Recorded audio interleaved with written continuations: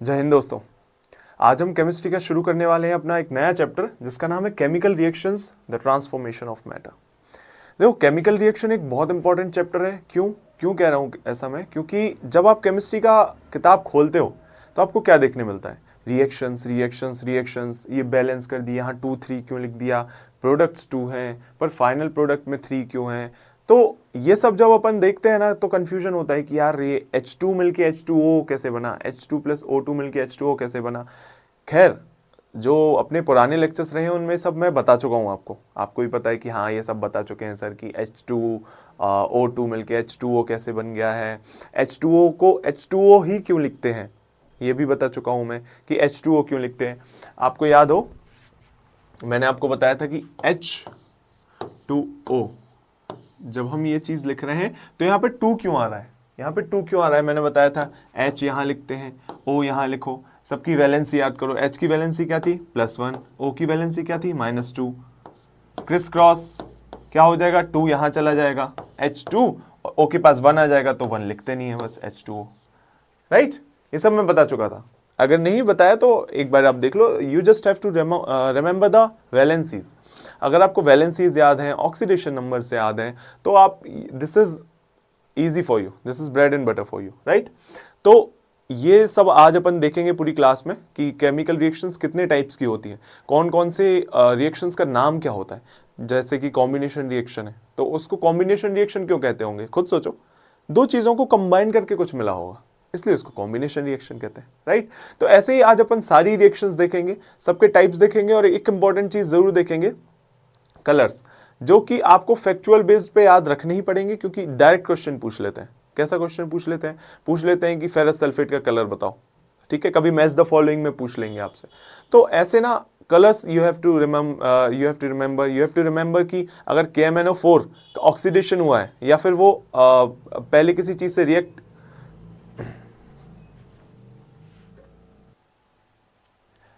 थोड़ा सा इशू आ गया था but it's now all right.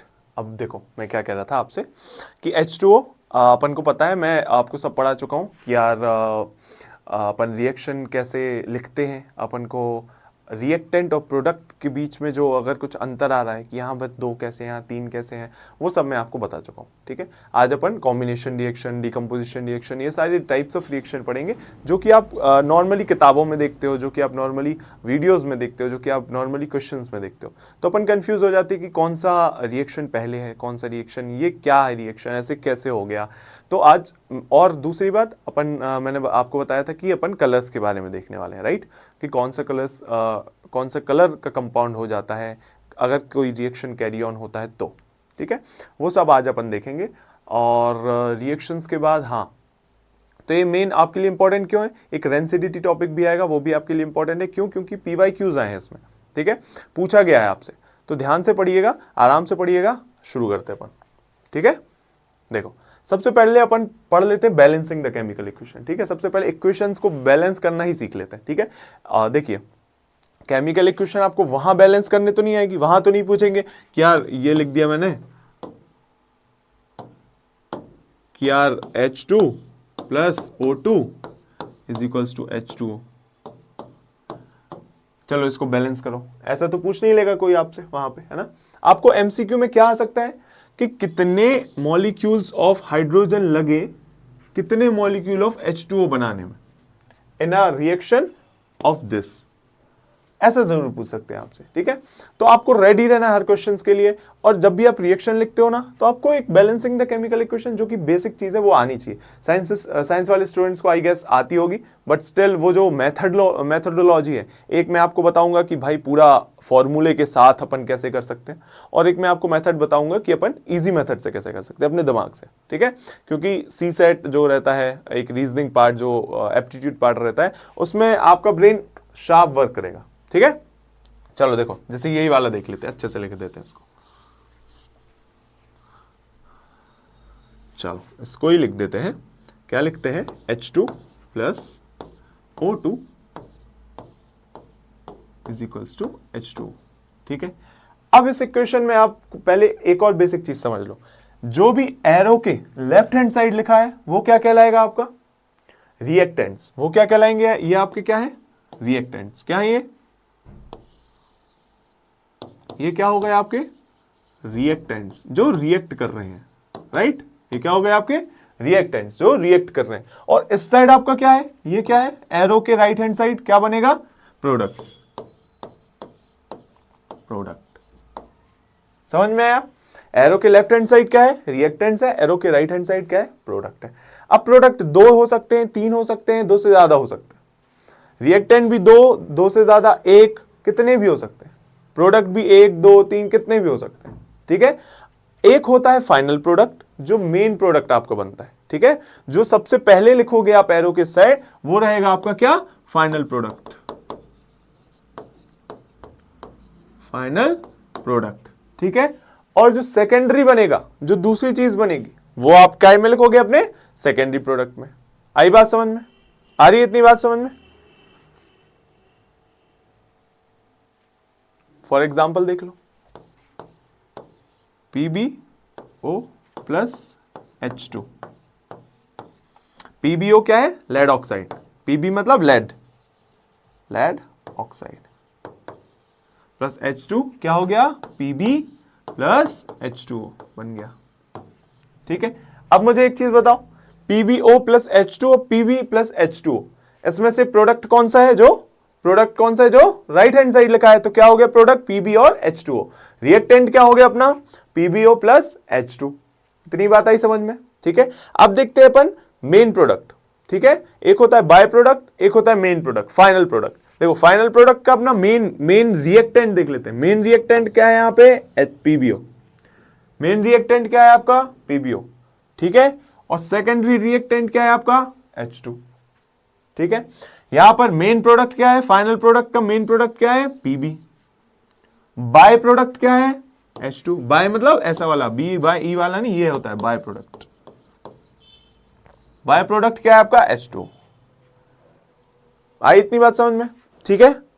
एक फाइनल प्रोडक्ट होता है, एक बाय प्रोडक्ट होता है, और इसी फाइनल प्रोडक्ट को ही प्राइमरी प्रोडक्ट कहते हैं। क्या कहते हैं इसको ही, प्राइमरी प्रोडक्ट। आई इतनी बात समझ में अपन को, इतनी बात आ गई समझ में अपन को, क्या कि एक, दो, तीन, कितने भी रिएक्टेंट्स मिलके कितने भी प्रोडक्ट्स बना सकते हैं, ठीक है। आई इतनी बात समझ में। एक एग्जांपल देता हूं जहां पे एक ही रिएक्टेंट होता है, ठीक है। एक एग्जांपल ऐसा दे देता हूं जिसमें एक ही रिएक्टेंट होता है, ठीक है।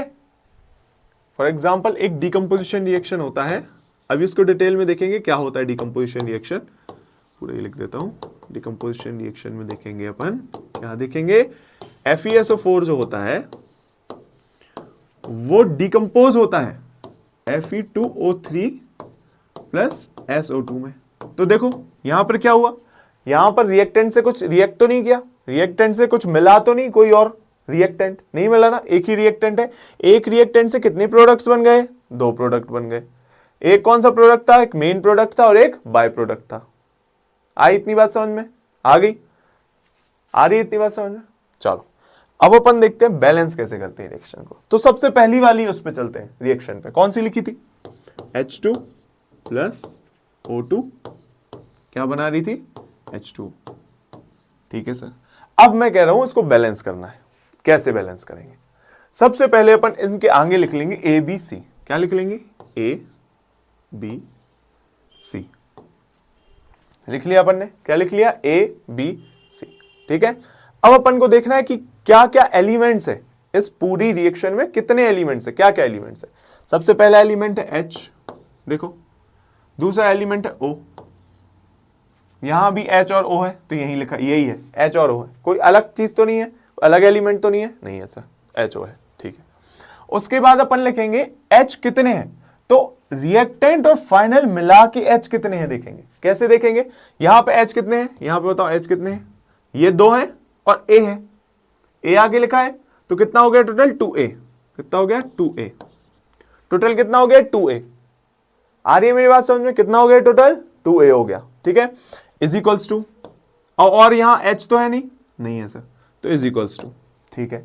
फाइनल प्रोडक्ट में जाएंगे, यहां पे देखेंगे कितने हैं, 2C। H कितने हैं, 2 है और C है आगे, तो 2C। आ रही है ये बात, मैंने कैसे लिख दिया यहां पे, ये कैसे लिख दिया, कैसे लिख दिया, H की अमाउंट लिखनी है अपन के पास, ठीक है, H की अमाउंट लिख। अच्छा मुझे बताओ, अगर मैं कहता कि यहाँ H है और यहाँ 4 लिख देता और यहाँ 2 लिख देता, तो H टोटल कितने होते, 4 इंटू 2 8 होते ना। H कितने होते, इसका मतलब क्या, इसका मतलब क्या बता रहा हूं मैं कि H2 के, ये H2 का मॉलिक्यूल है एक, ये H2 का मॉलिक्यूल है, ठीक है, H2 के मॉलिक्यूल कितने होंगे, 4 होंगे। इसका मतलब इसको रिप्रेजेंट अगर करूं मैं 4H2 को, तो कैसे रिप्रेजेंट करूंगा, ऐसे करूंगा कि भाई जो H2 के मॉलिक्यूल्स हैं वो कितने हैं, 4 हैं। आ रही है बात समझ में। अगर मैं कहीं भी 4H2 लिख रहा हूं तो H2 के मॉलिक्यूल्स कितने होंगे, 4 होंगे। अगर मैं कह रहा हूं मैंने कह दिया आपसे कि O2 कितने हैं, मैंने कह दिया 3 है, 3 है O2। इसका मतलब क्या कहना चाह रहा हूं मैं, OO के मॉलिक्यूल, ये 2 हो गए, 2 O2, कितने हैं OO के मॉलिक्यूल, 3 होंगे। तो टोटल ऑक्सीजन कितना होगा, यहां पे टोटल ऑक्सीजन कितना हो जाएगा, 6। देखो 1 2 3 4 5 6। O2 नहीं पूछ रहा हूं, ऑक्सीजन पूछ रहा हूं, कितना ऑक्सीजन हो जाएगा, 6। यहां पे कितना हाइड्रोजन हो जाएगा, 8 हो जाएगा कि नहीं। तो ऐसे अपन लिखते हैं, जो मैंने यहां लिखा ना 2A, ऐसे लिखा है 2A मल्टीप्लाई हुआ ना 2 इंटू 4, 2 इंटू 4 मल्टीप्लाई हुआ, कितना होता है 2 इंटू 4 8। वही मैंने यहां किया 2A, यहां क्या किया 2C। आई बात समझ में इतनी। चलो अपन बता देते हैं।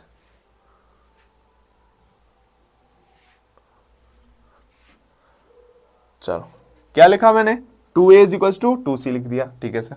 अब ऑक्सीजन देखेंगे, ऑक्सीजन यहां कितना होगा 2B, ठीक है, इज इक्वल टू, यहां कितना है ऑक्सीजन, O के नीचे कुछ है क्या, 1 है ना, कुछ नहीं है, मतलब इसका मतलब 1 है, तो 1C, या तो C लिख दो बस, 1 को मल्टीप्लाई करोगे C के साथ क्या आएगा, C, ठीक है सर, इतना मैंने लिख दिया, ठीक है।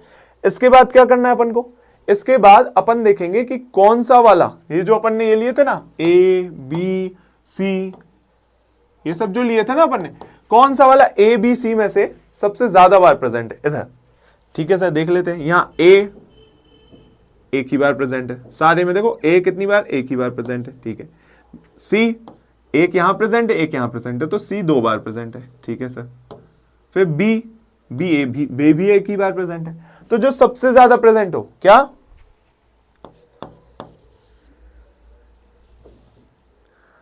C इज प्रेजेंट मोर, ठीक है। C क्या है, ज्यादा संख्या में प्रेजेंट है, C यहां ज्यादा संख्या में प्रेजेंट है, तो उसको अपन क्या मानेंगे, hence let C is equals to 1।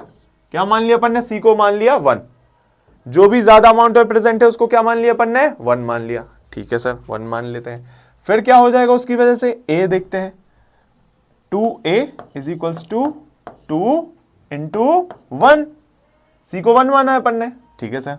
A is equals to क्या हो जाएगा, 2 से 2 cancel, A is equals to 1, A is equals to क्या आ गया, 1 आ गया।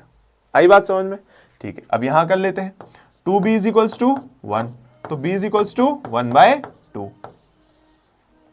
A की वैल्यू आ गई, B की वैल्यू आ गई, C की वैल्यू अपन ने मानी थी, ठीक है। अब कुछ नहीं करना, इन्हीं इक्वेशंस को यहां रख देना है बस, A की वैल्यू, B की वैल्यू, C की वैल्यू रख देनी है इस इक्वेशन में, ठीक है, रख देते हैं सर। A की वैल्यू क्या थी, 1, यहां रख दिया, क्या रखे जाएगा, H2।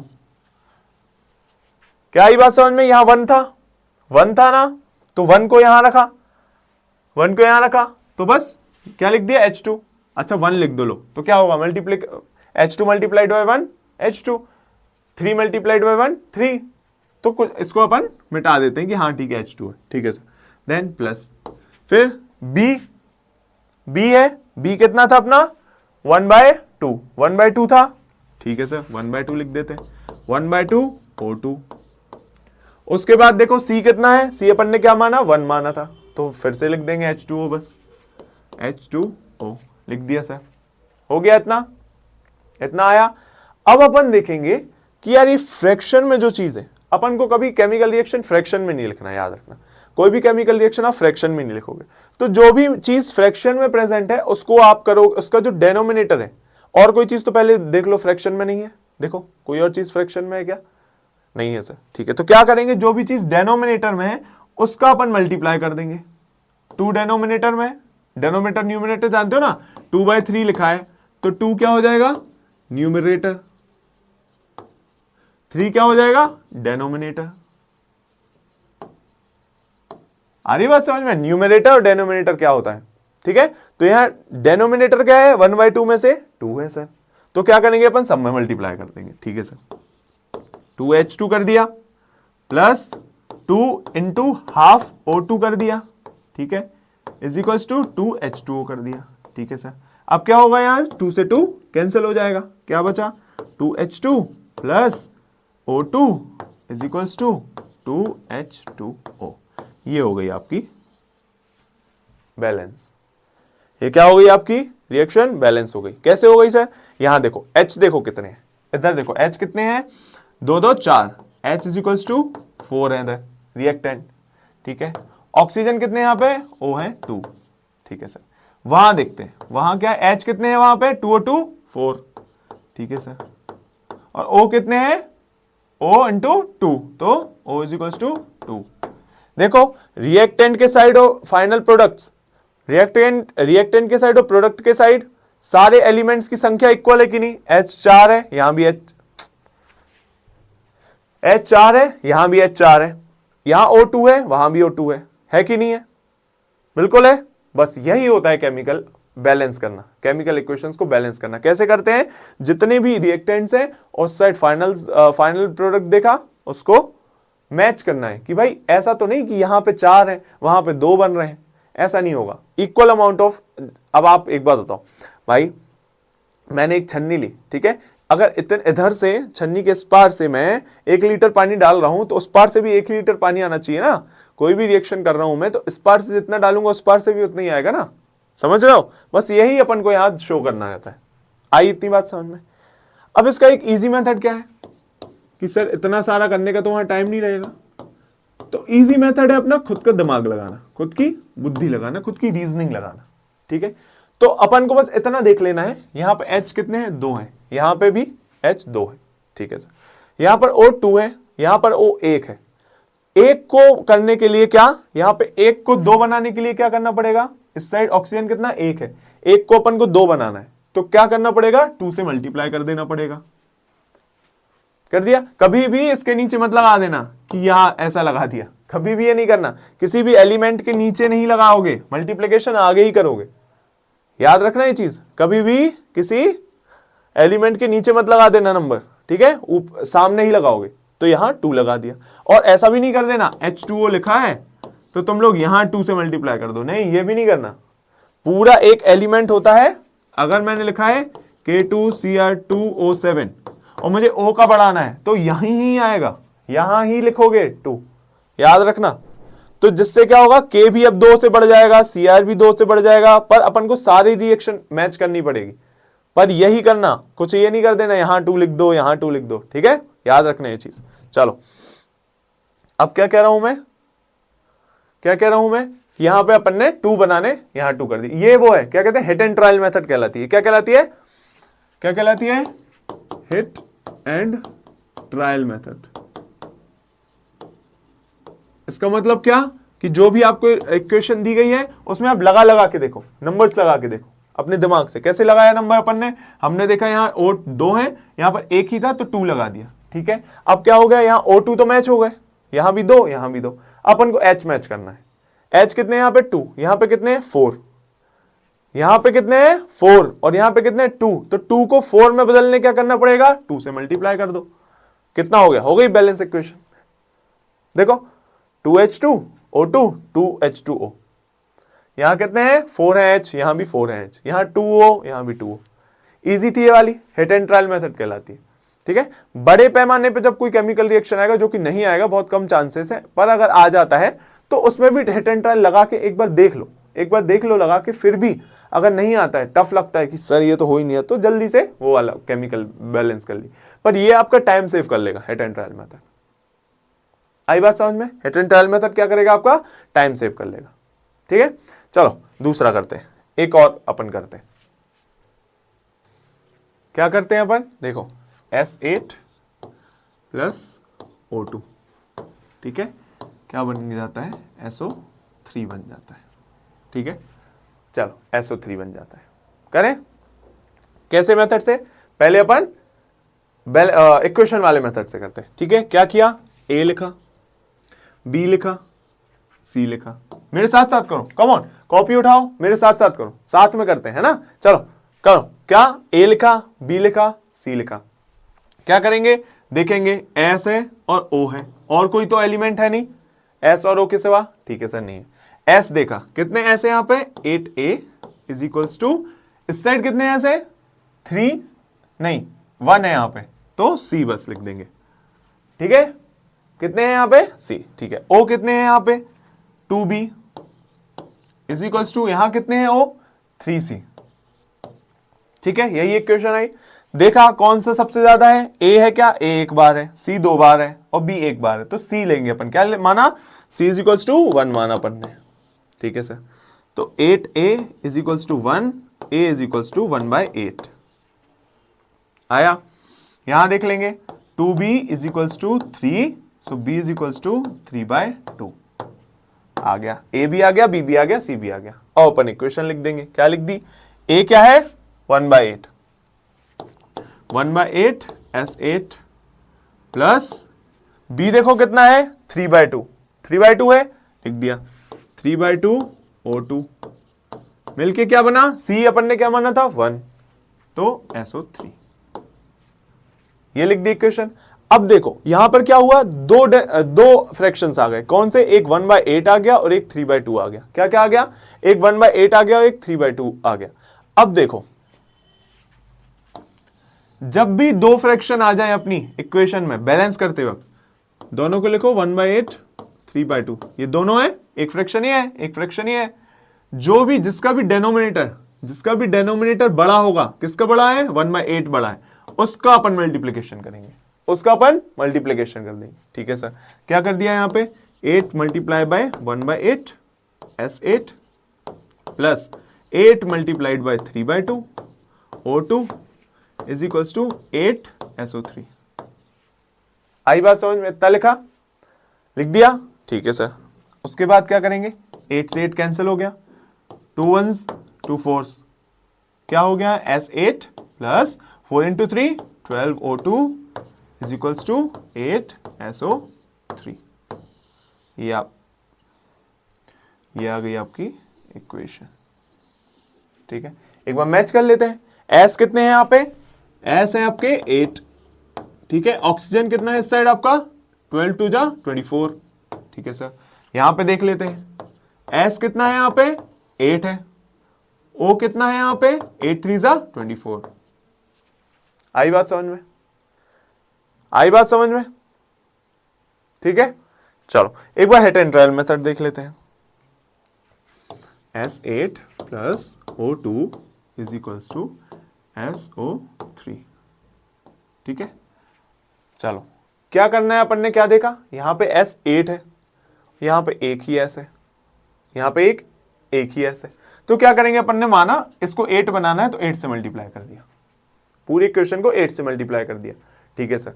अब क्या, S तो मैच हो गए, ठीक है, O को मैच करना है, O यहां पे 2 है और यहां O कितने हो गए, 3 इंटू 8 24, तो यहां 24 बनाने क्या करना पड़ेगा अपन को, 12 से मल्टीप्लाई, 12 2 जा 24, बस इक्वेशन हो गई तुम्हारी बैलेंस। आ रही है बात समझ में, ऐसे करते हो आप हिट एंड ट्रायल मेथड से, झट से होते हैं, ठीक है। और कर लेते हैं, और देख लेते हैं, ठीक है, और देख लेते हैं। HgO plus is equals to Hg plus O2।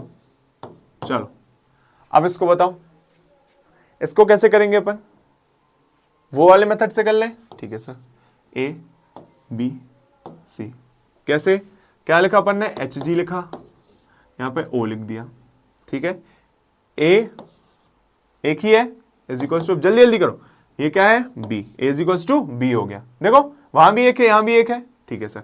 O कितने यहां पे, एक है, A इज इक्वल्स टू क्या हो जाएगा, 2C अब मुझे बताओ ए ज्यादा है, बी ज्यादा है या सी ज्यादा है? बताओ क्या ज्यादा है? ए ज्यादा है। देखो 2 बार है तो अपन ए को क्या मान लेंगे? 1। ठीक है सर। तो b इज इक्वल्स टू क्या आ गया? 1 ऑटोमेटिकली यहां से, और यहां से क्या आ जाएगा?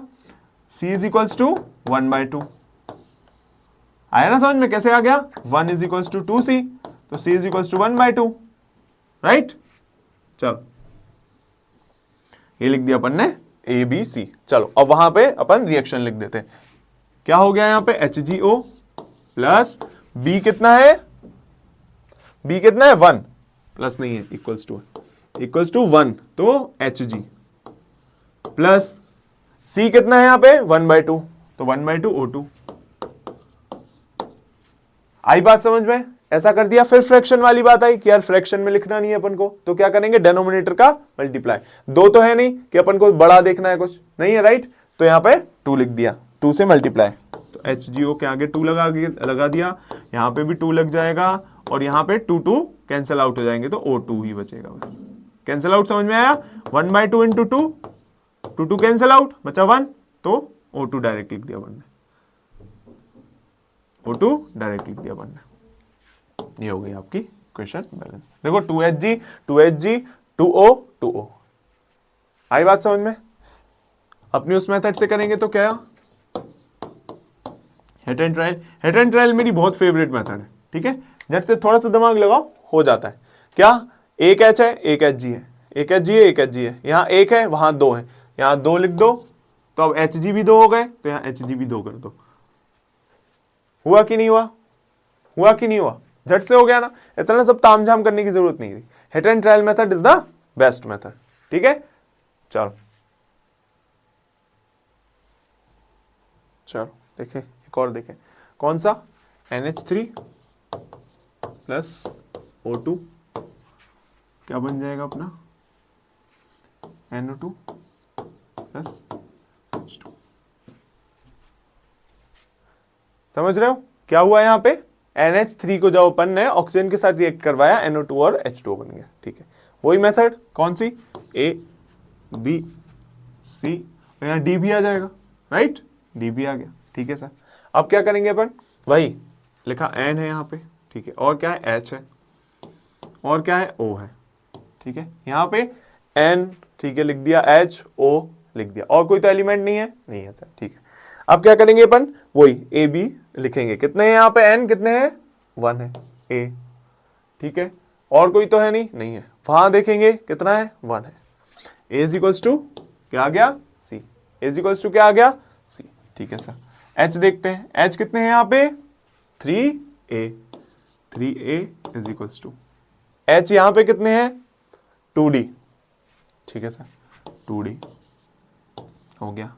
फिर O देखेंगे, O कितने हैं यहाँ पे? 2B। यहां पे कितने हैं? यहां देखो कितने हैं? 2C है, और 2C, और क्या है? 2C plus 1D। कितना है? 2C प्लस कितने हैं अपने पास? 2C plus 1D, 2C plus 1D या फिर D। ठीक है, चलो अब क्या देखेंगे अपन? क्या देखते थे कि कितने ज्यादा है? A 1 है, 2 है, 2 है, ठीक है, 2 है। फिर C कितना है? 1 2, C भी 2 है। ठीक है, D कितना है? 1, D भी 2 है, B 1 है। 3 क्या है? A C D 1 का सब क्या है? 2 है। ये सब क्या है? 2 है। तो अपन किसी को भी मान सकते हैं। जब अपन को नहीं पता ज्यादा कौन है, सब इक्वल नंबर पे है, तो किसी को भी 1 मान लो। किसको मान ले अपन? 1, A को मान लेते हैं 1, पहले ही को मान लेते हैं 1। Let A be 1, A is equals to 1। ठीक है, A is equals to 1 रखा तो क्या हो गया? C is equals to 1 automatically आ गया। ठीक है सर, यहां पे 1 रखा तो क्या आ गया? D is equals to 3/2। ठीक है सर, फिर A 1 रखा, A रखा 1, यहां पे A 1 है नहीं, तो C और D की वैल्यू रख देंगे। C और D की 2B is equals to C की क्या है? 1, तो 2 प्लस D की क्या है? 3/2। 3/2 बताओ क्या आएगा यहाँ पे? 4 प्लस 3/2 7/2, और ये भी नीचे जाएगा इंटू 2, क्या गया 7/4। आई इतनी बात समझ में? क्या किया अपन ने यहां पे? ठीक है, क्या हो गया? 7/4 हो गया। ठीक है,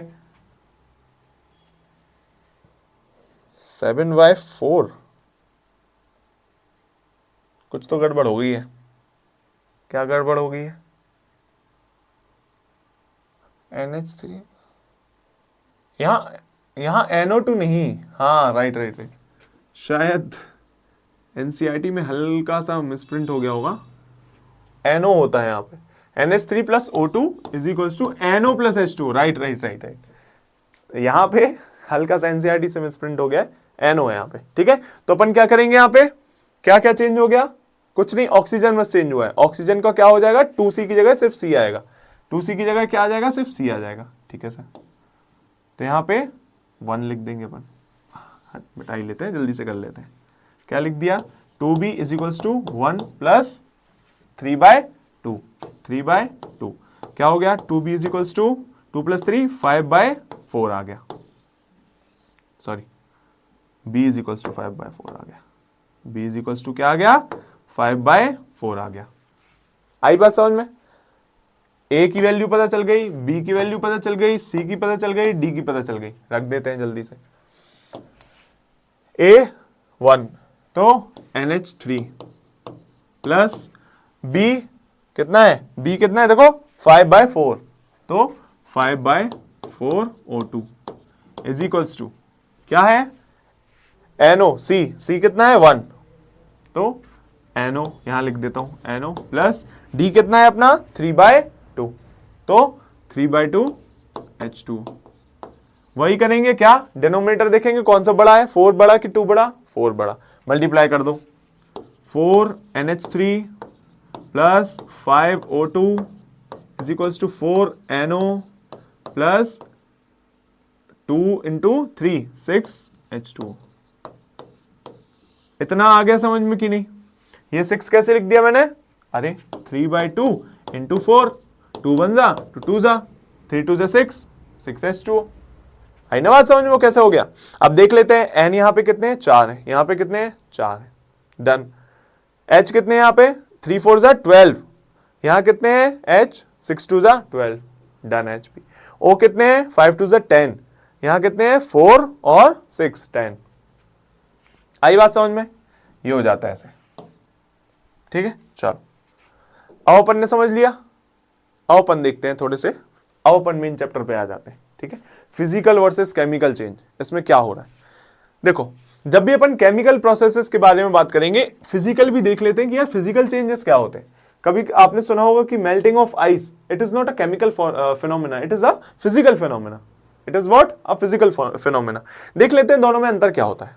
ठीक है, फिजिकल चेंज में नो न्यू सब्सटेंसेस फॉर्म्ड, कोई नया सब्सटेंस नहीं बन रहा होगा। कि अगर पानी है, पानी से बर्फ बन रही है, तो दोनों H2O है। पानी अगर पिघल रहा है बर्फ से, तो बर्फ भी H2O है, पानी भी H2O है, कोई नया सब्सटेंस नहीं बनेगा। ठीक है सर, ओनली स्टेट या अपीयरेंस चेंज, कोई स्टेट ही बदल जाएगा, मतलब सॉलिड टू गैस हो जाए, सॉलिड टू अपना लिक्विड हो जाएगा, लिक्विड टू गैस हो जाएगा। चलो, chemical change, new substances with fundamental new properties are formed. क्या? नया कोई केमिकल बनेगा, नया सब्सटेंस बनेगा, नई प्रॉपर्टीज रहेंगी। फॉर एग्जांपल H2O का ही एग्जांपल जब यहां लिया है तो वहां भी ले लेते हैं भाई। H2O का एग्जांपल जब वहां यहां लिया तो वहां भी कैसा कि सर H2 प्लस O2 क्या बन जाता है? H2O बन जाता है। क्या बन जाता है? H2O बन जाता है। ठीक है, तो क्या H2 में काय की प्रॉपर्टी रहती है? फ्लेमेबल प्रॉपर्टी रहती है, आग लगाता है H2। ऑक्सीजन के बिना तो आग लग ही नहीं सकती। कंबशन प्रोसेस में सबसे ज्यादा O2 का ही चाहिए, O2 चाहिए ना, तभी तो आग लगेगी। ऑक्सीजन चाहिए तभी तो आग लगेगी। दोनों मिलके क्या बनाते हैं? H2, जो कि आग बुझाता है। पानी क्या करता है? आग बुझाता है। तो इसकी प्रॉपर्टी चेंज हो गई, एक नया सब्सटेंस बन गया दो चीजों से मिलके। समझ में आ रही बात? ये हो रहा है यहाँ पे। केमिकल चेंज क्या करता है? एक नया सब्सटेंस बना देगा जिसकी नई प्रॉपर्टीज होंगी। Got my point? चलो फिर क्या? कंपोजिशन देखते हैं। कंपोजिशन में क्या? Chemical composition remains the same, H2O remains H2O। वही मैंने बताया कि H2O ही रहेगा। ठीक है, यहां पे C प्लस O2 CO2 बन गया, तो इसकी केमिकल कंपोजिशन चेंज हो गया। कार्बन था पहले, वो अब CO2 बन गया, तो ऑफ कोर्स चेंज हुआ ना chemical composition, right. Reversibility, reversibility मतलब रिवर्स करने की क्षमता, मतलब कि अगर मैंने बॉल ऊपर उछाली है और बॉल नीचे वापस आ जाती है, इसका मतलब बॉल क्या हो गई, रिवर्स हो गई। बॉल क्या हो गई, रिवर्स हो गई। अगर मैंने बॉल ऊपर उछाली है और वो वापस आ जाती है तो रिवर्स हो गई, ठीक है। अगर मैंने एक कांच का टुकड़ा, समझो घर का शीशा, घर का शीशा, अपन जब क्रिकेट खेलते हैं तो घर के शीशे तो टूटे ही होंगे, तो जब अपन ने बॉल मारी और वो कांच का शीशा टूट गया, टूट गया वो कांच का शीशा, ठीक है। अब वो बताओ, अब वो क्या वापस आ सकता है, अब वो क्या उसको वापस एक तरह से बना दोगे, हाँ सर बना देंगे, पिघलाएंगे, बढ़िया, शीशे को पिघलाया, वापस से बन सकता है, बन सकता है कि नहीं, तो रिवर्सिबल फिनोमेना है। पर ऐसा कौन सा फिनोमेना है जो इरिवर्सिबल है, बताओ। अगर मैंने C+O2 कंबाइन करके CO2 बना दिया है, अगर मैंने ये बना दिया, तो क्या CO2 को वापस ला पाओगे, कार्बन डाइऑक्साइड को तोड़ पाओगे C+O2 में, नहीं सर ये तो नहीं हो पाएगा, ये तो मुश्किल है। अगर मैंने तुम्हें पकड़ा दिया एक जंग लगा लोहा, तो उस जंग को कितना ही तुम रगड़ लो, कितना ही रगड़ लो, पर वो लोहा खराब हो जाता है, उतना लोहा जितना खराब हो गया उस लोहे को वापस ला पाओगे, नहीं ला पाएंगे सर, वो भी नहीं हो पाएगा, राइट। तो कुछ केमिकल फिनोमिना ऐसे होते हैं जो इरिवर्सिबल होते हैं, कुछ नहीं, सारे केमिकल चेंजेस क्या होते हैं, जनरली इरिवर्सिबल ही होते हैं, मोस्टली इरिवर्सिबल ही होंगे, ठीक है।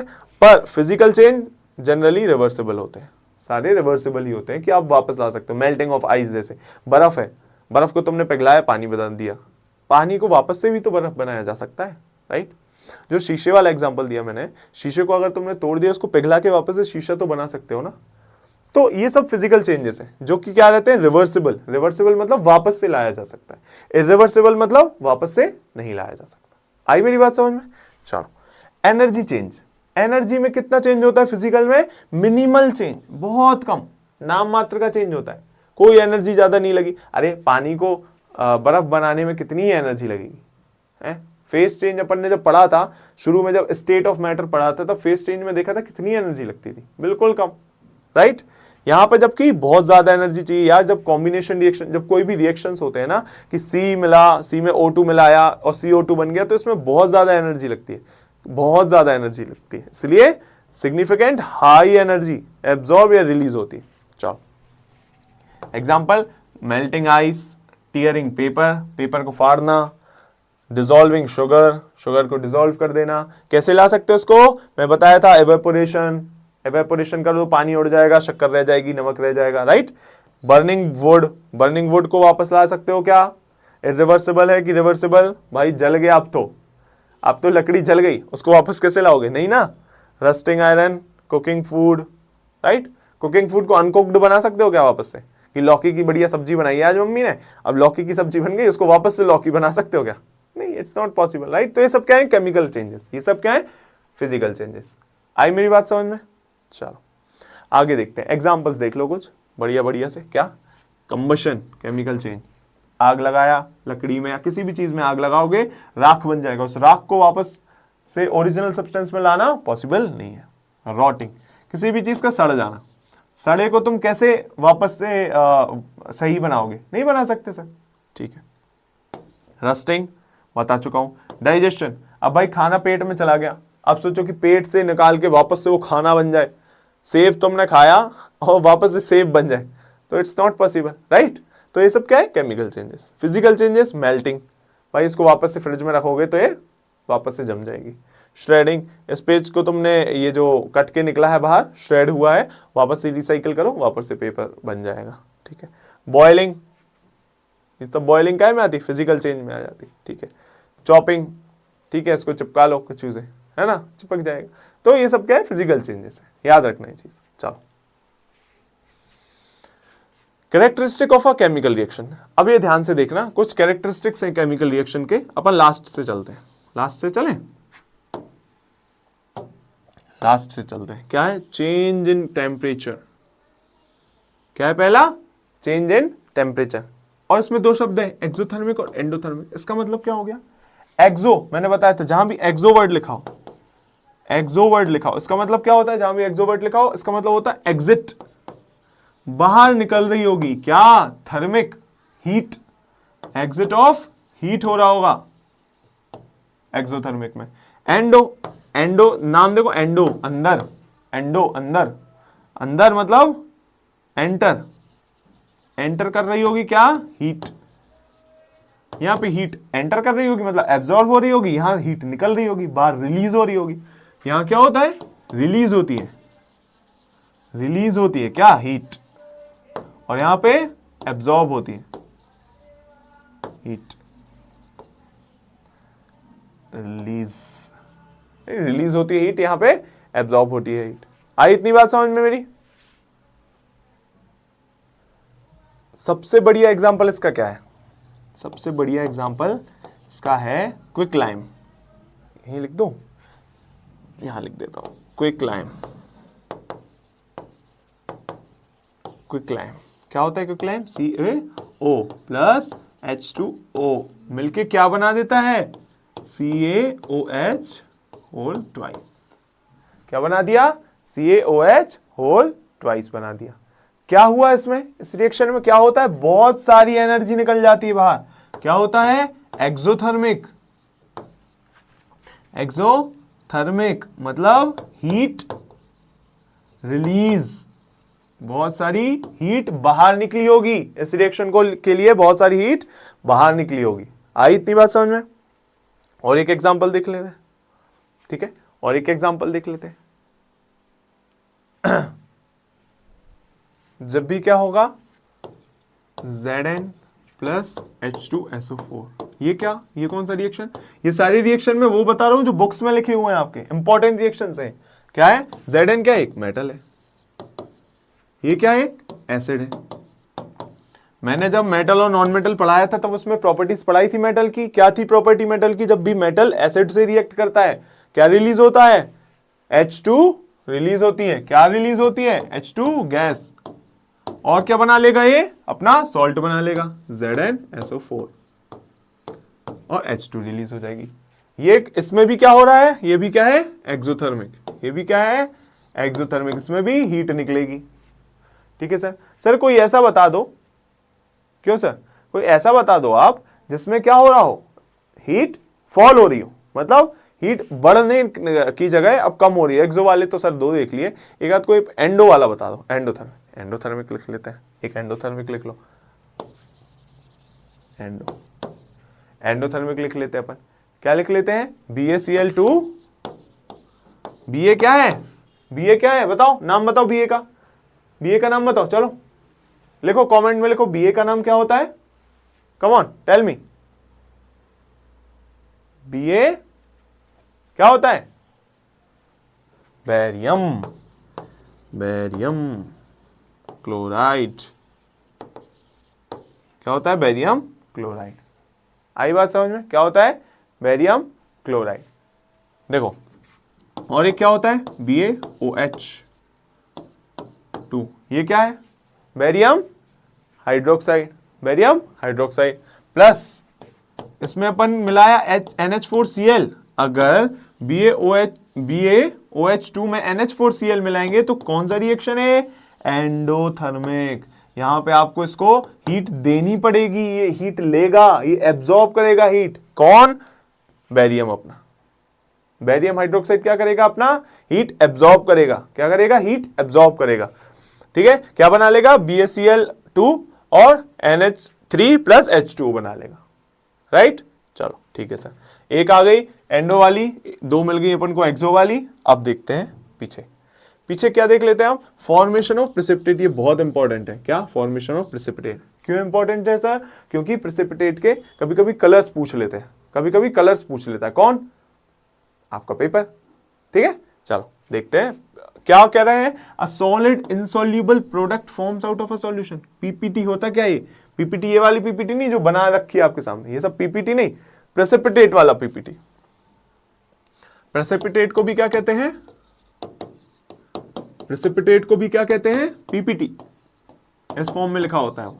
ठीक है, क्या होता है, जब भी आपको एक सॉल्यूशन लो, एक टेस्ट ट्यूब है ये, कोई भी आपने सॉल्यूशन लिया, उसमें आप कुछ ऐसा चीज डाल देते हो जो कि इनसॉल्युबल है। समझो पानी में आपने रेत डाल दी हो, ठीक है, तो आपको नीचे नीचे ऐसी इकट्ठी हुई दिखे देगी, तो ये क्या है, वो पीपीटी कहलाती है। पीपीटी जो सॉल्युबल नहीं है, जो मतलब जो घुली हुई नहीं है, जो घुली नहीं, वो नीचे समा गई, उसको क्या कर रहे हैं अपन, अपना प्रिसिपिटेट। आई इतनी बात समझ में, आई कि नहीं? इसके एग्जांपल्स देख लेते हैं क्या होते हैं। KI plus PbNO3। Pb क्या है यहाँ पे, लेड, क्या है, लेड। K क्या है यहाँ पे, पोटेशियम।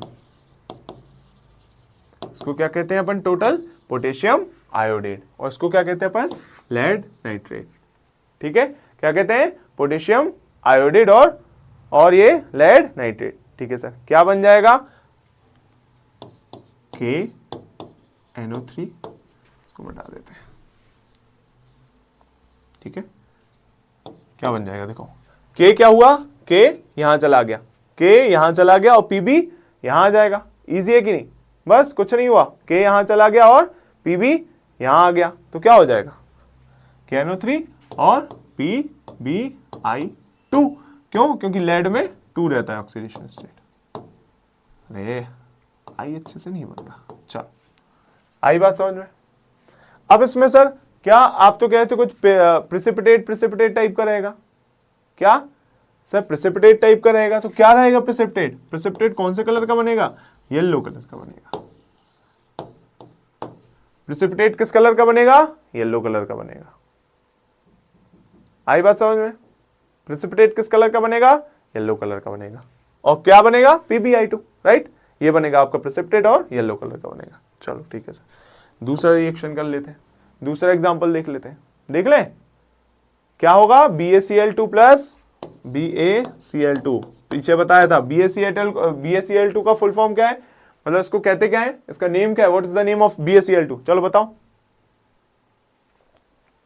Barium chloride. इसको अगर अपन ने H2SO4, इसको क्या कहते हैं, what is it's common name, H2SO4 का सल्फ्यूरिक एसिड। ये सब नाम याद रखो, नाम याद रखो सारे, कॉमन नेम क्या है, इसका कॉमन नेम क्या है, इसका कॉमन नेम क्या है, what are their common name, ये आपको याद रखने जरूरी है। ठीक है, क्या बन जाएगा, ये यहां, ठीक है, क्या हो जाएगा, BaSO4 plus HCl, BaSO4 plus HCl। याद रहेगा, याद रहेगा कि नहीं? पर सर आप तो कहते PPT बनेगा, प्रेसिपिटेट बनेगा, कलर याद रखना। ठीक है, बेरियम सल्फेट का कलर याद रख लो, व्हाइट, बेरियम सल्फेट का कलर व्हाइट बन जाएगा, लेड आयोडाइड का येलो बन जाएगा। आया समझ में? 2 एग्जांपल याद हो जाएंगे कि नहीं, होंगे कि नहीं याद, 2 एग्जांपल याद, कौन कौन से, PbI2 का येलो कलर याद रखना, बेरियम का व्हाइट रखना, बेरियम सल्फेट का।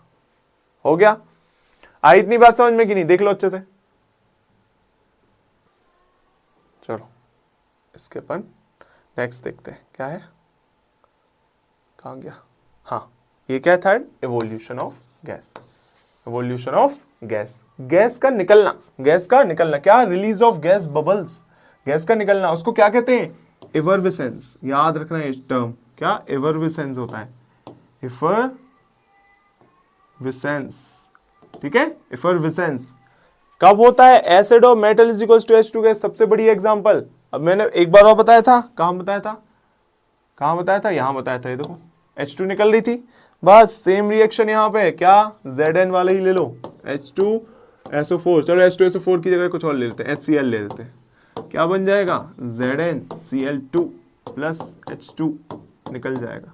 इसमें क्या हुआ, गैस एवोल्व हो गई, गैस एवोल्व हो गई, H2 क्या है, एक गैस है, गैस क्या हो गई, एवोल्व हो गई, गैस क्या हो गई, एवोल्व हो गई। आया, एक समझ में आया एवोल्यूशन वाला। ठीक है, एक और देख लो, Na2CO3, क्या है, Na2CO3 को क्या कहते हैं, सोडियम बाइकार्बोनेट की कार्बोनेट, सोडियम कार्बोनेट, राइट। इसमें अगर जब अपन H2O मिलाएंगे तो क्या हो जाएगा, क्या हो जाएगा, देखो क्या निकलेगा, मेन अपन को क्या गैस निकालनी है, कौन सी, CO2 गैस निकल जाएगी, कौन सी गैस निकल जाएगी, CO2 गैस बाहर हो जाएगी, एफरवेसेंस, एफरवेसेंस। आई बात समझ में? चलो नेक्स्ट देखते हैं, फिर क्या है, change in colour, colour change हो जाएगा। ये सब केमिकल के रिएक्शंस के कैरेक्टरिस्टिक देख रहे हैं, क्या देखा पहला, कि कोई चेंज होगा टेम्परेचर में। ठीक है, एंडोथर्मिक भी हो सकता है, एक्सोथर्मिक भी हो सकता है, उसके एग्जांपल्स देख लिए। ठीक है, एक प्रेसिपिटेट बन सकता है, फॉर्मेशन ऑफ प्रेसिपिटेट हो जाएगा, उसके भी 2-3 एग्जांपल देख ले। इवोल्यूशन ऑफ गैस के 2 एग्जांपल्स देख लिए कि भाई कोई गैस निकल सकती है, ठीक है। फिर कलर में चेंज आ सकता है कोई, for example iron rusting changes from silver to reddish brown. Iron में जब रस्ट लग जाती है, आयरन लोहा किस कलर का रहता है जनरली अपन देखते थोड़ा सिल्वरिश कलर का रहता है, राइट। तो फिर उसका रेडिश ब्राउन कलर हो जाता है। सबने जंग लगते हुए देखा, सबने जंग देखी है कौन से रंग की होती है, ठीक है, ब्राउनिश रेडिश ब्राउन कलर की होती है, ठीक है। एक एग्जांपल ये हो गया कि नहीं, और देख लेते हैं, बढ़िया वाले एग्जांपल्स देख लो। क्या एक तो अपन देख ले, देखो पहले 2 चीजें देख लो। एक क्या देख लो, KMnO4, 2 इंपॉर्टेंट क्या है केमिकल्स हैं, K2Cr2O7। ये क्या है, 2 इंपॉर्टेंट बहुत इंपॉर्टेंट केमिकल्स हैं जिनका आपको क्या रखना है, कलर से याद रखना है। इनके बहुत इंपॉर्टेंट कलर्स रहते हैं, प्लीज मेमोराइज देम, ठीक है। क्या क्या होता है अपने KMnO4 का कलर, तो क्या होता है पर्पल, ठीक है। इसका क्या होता है ऑरेंज। KMnO4 का कलर क्या होता है पर्पल, K2Cr2O7 का क्या होता है ऑरेंज कलर होता है, ठीक है सर। अब अभी मैं आपको आगे रिडॉक्स रिएक्शन आराम से समझाऊंगा, पर इतना चीज समझो कि इसका और इसका अगर रिडक्शन,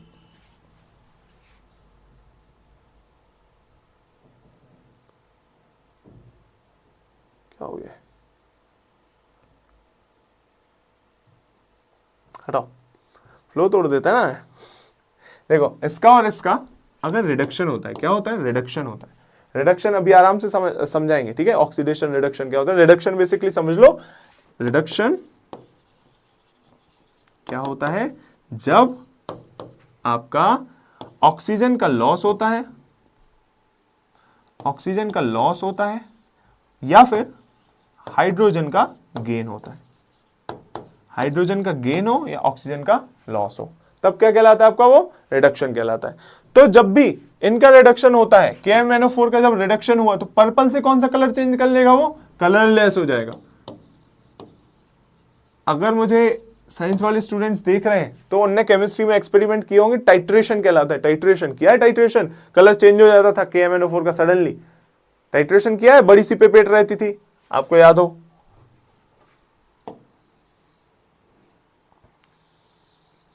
इस टाइप का ब्यूरेट रहता था, यहां पे बीकर रहता था। फिर जब इसमें आप KMnO4 डालते थे जो पर्पल कलर का होता था, फिर आप यहां से धीरे धीरे से वो ड्रॉप बाय ड्रॉप जब आप केमिकल डालते थे तो क्या होता था, KMnO4 का कलर चला जाता था। किया होगा सबने टाइट्रेशन, आई गेस साइंस वालों ने तो किया ही होगा टाइट्रेशन, राइट। नहीं किया है तो बता रहा हूं, KMnO4 का रिडक्शन होने पे क्या हो जाता है, कलरलेस हो जाता है। पर्पल से क्या हो जाएगा, कलरलेस हो जाएगा। क्या हो जाएगा, पर्पल से कलरलेस हो जाएगा, ठीक है सर। अब K2Cr2O7 का क्या होगा, ऑरेंज से ग्रीन हो जाता है कलर, ऑरेंज से ग्रीन हो जाता है कलर। सोचो आप लैब में हो और ये सब देख रहे हो, यार पर्पल कलर था उसका एकदम से कलरलेस हो गया, कितना मजा आता होगा उस लैब में। क्यों, जिसमें एक्सपेरिमेंट्स करवाए जाते हैं उसमें अलग ही मजा आता है। अरे ऑरेंज से ग्रीन कलर हो गया, कलर चेंज आंखों से देखने में मजा आता है कि मैंने किया वो कलर चेंज, राइट, वो मैं कर रहा हूँ ये सब, तो उसमें एक अलग आनंद होता है, ठीक है।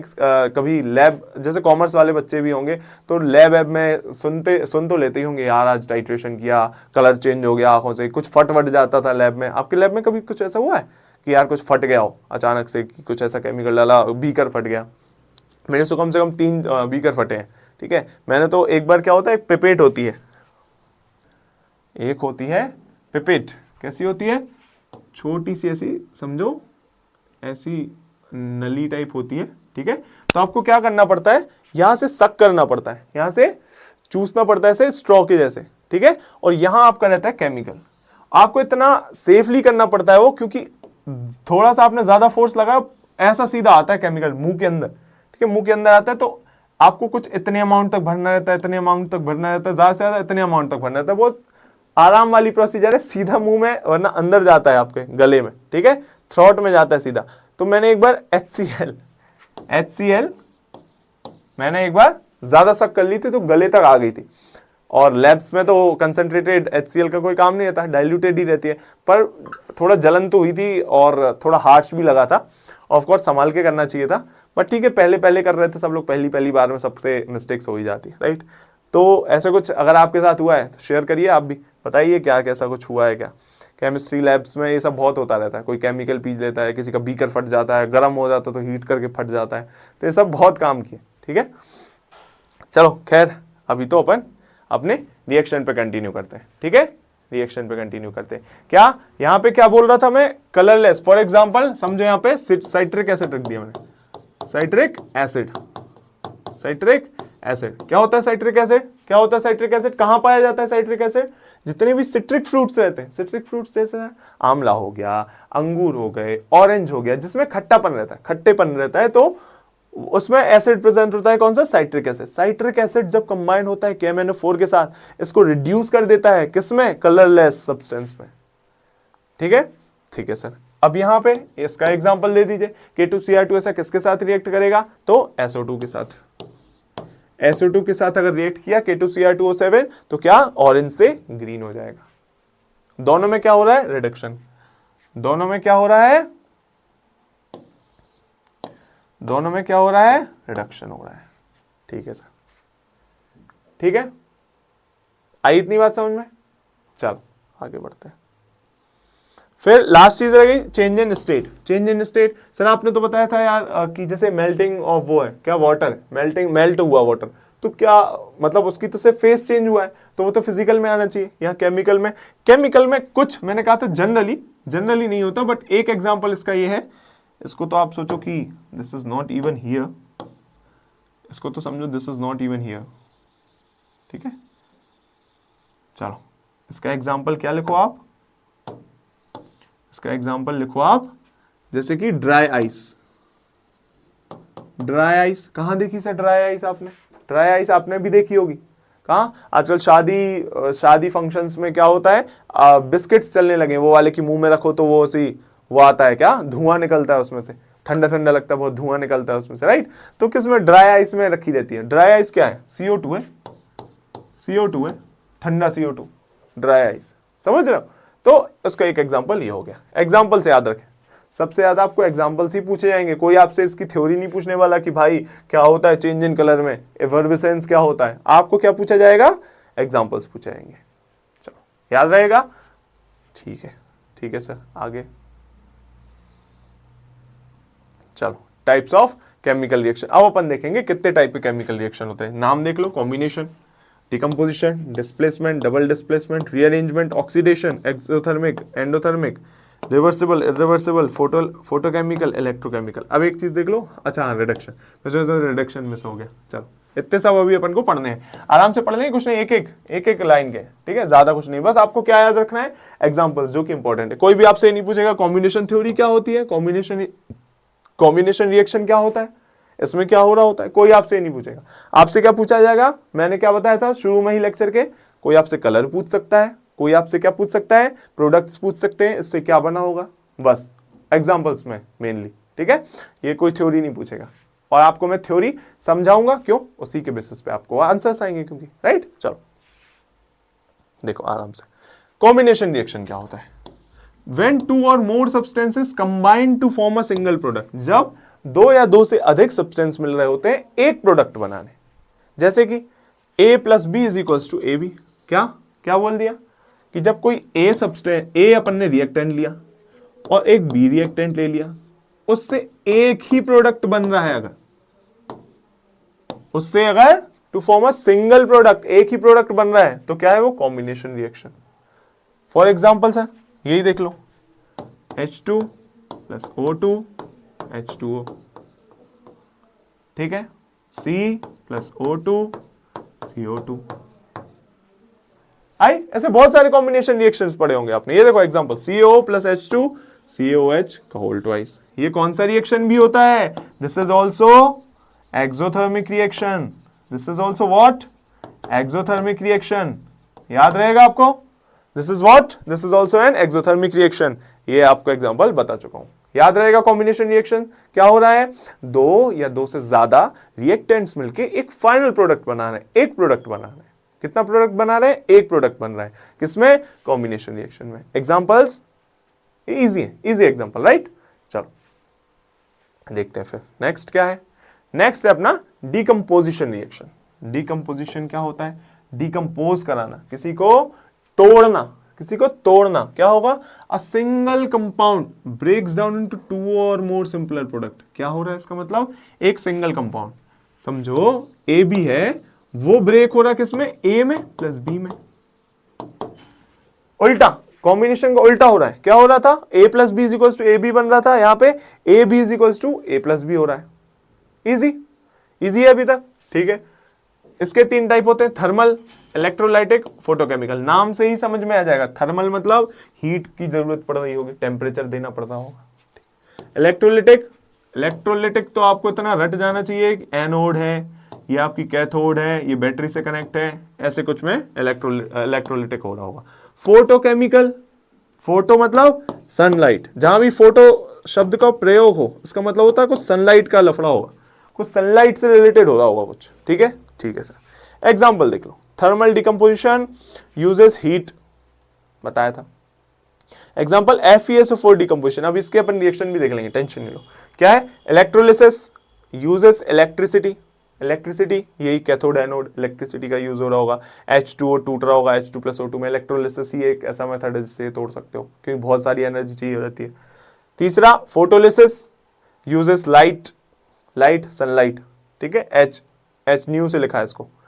एग्जाम्पल AgBr, ये देख लो अच्छे से ध्यान से, दिस इज वेरी इंपॉर्टेंट, ये दिस इज वेरी इंपॉर्टेंट। क्या? AgBr2, AgBr क्या है? Silver, silver bromide, silver bromide टूट जाता है किसमें? सिल्वर अलग और ब्रोमाइड अलग हो जाता है। देखो सिल्वर अलग हो गई, ब्रोमीन अलग हो गई। काय में यूज होता है? It is used in black and white photography. काय में यूज होता था? ब्लैक एंड व्हाइट फोटोग्राफी जब होती थी तो उसमें यूज होता था, ब्लैक एंड व्हाइट फोटोग्राफी में, ठीक है। आई बात समझ में? ये वाला एग्जांपल अच्छे से कर लो, ठीक है। अभी अपन देखते हैं आराम से थर्मल वाला, देखते हैं आगे, आई गेस थर्मल आएगा, राइट। देखो थर्मल का एग्जांपल देख लो, क्या है? CaCO3 जैसी ब्रेक हुआ किसमें होगा? CaO प्लस CO2 में, ठीक है सर, एक हो गया। HgO काय में होगा? HgO2 में। सर ये तो बेसिक है, आपने पहले भी बता चाहिए। एक ये है, ये आपको याद रखना है, क्या? FeSO4 फेरस सल्फेट, क्या ये? फेरस सल्फेट, जो कि ग्रीन कलर का होता है, वो किसमें बन जाता है? फेरिक ऑक्साइड में,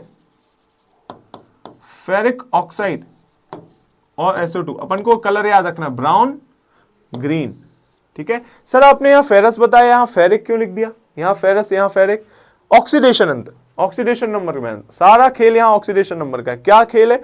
जब भी फेरस लिखूंगा मैं, फेरस, जब भी मैंने फेरस लिखा है इसका मतलब क्या हुआ है? फेरस मतलब +2 और फेरिक मतलब +3। याद रहेगी ये चीज, क्या? फेरस मतलब +2, फेरिक मतलब +3। क्या ये? क्या +2 +3? This is oxidation number. What is this? This is oxidation number, oxidation number, right. क्या है? ऑक्सीडेशन नंबर, ठीक है सर। मतलब ऑक्सीडेशन नंबर मतलब यहां क्या हुआ? यहां ये हुआ कि बेटा देखो Fe अगर है, SO4 यहां लिखोगे, ऑक्सीडेशन नंबर जैसे वैलेंसी से करते हैं तो ये बड़े बड़े कंपाउंड्स को अपन क्या करते हैं? ऑक्सीडेशन नंबर से कर लेते हैं। That is easy, far more easy. क्या होता है? यहां पे आयरन का ऑक्सीडेशन नंबर समझो 2 है और SO4 का ऑक्सीडेशन नंबर भी 2 ही होता है, -2। क्या होता है? -2।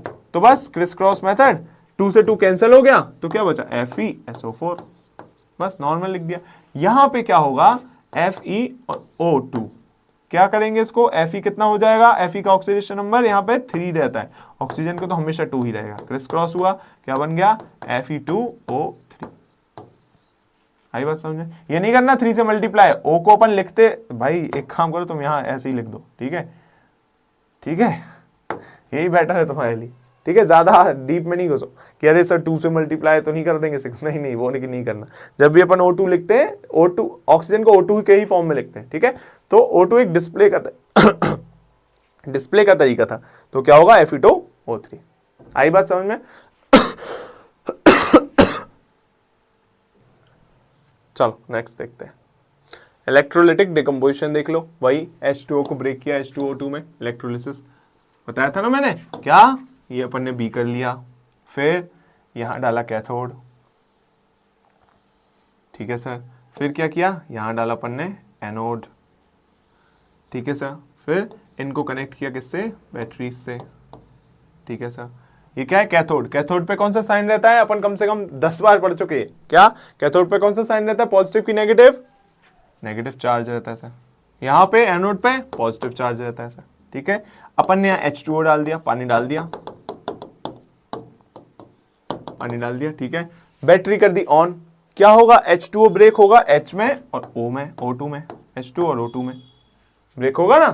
तो क्या होगा, H पे कौन सा चार्ज रहता है, पॉजिटिव, ऑक्सीजन पे नेगेटिव।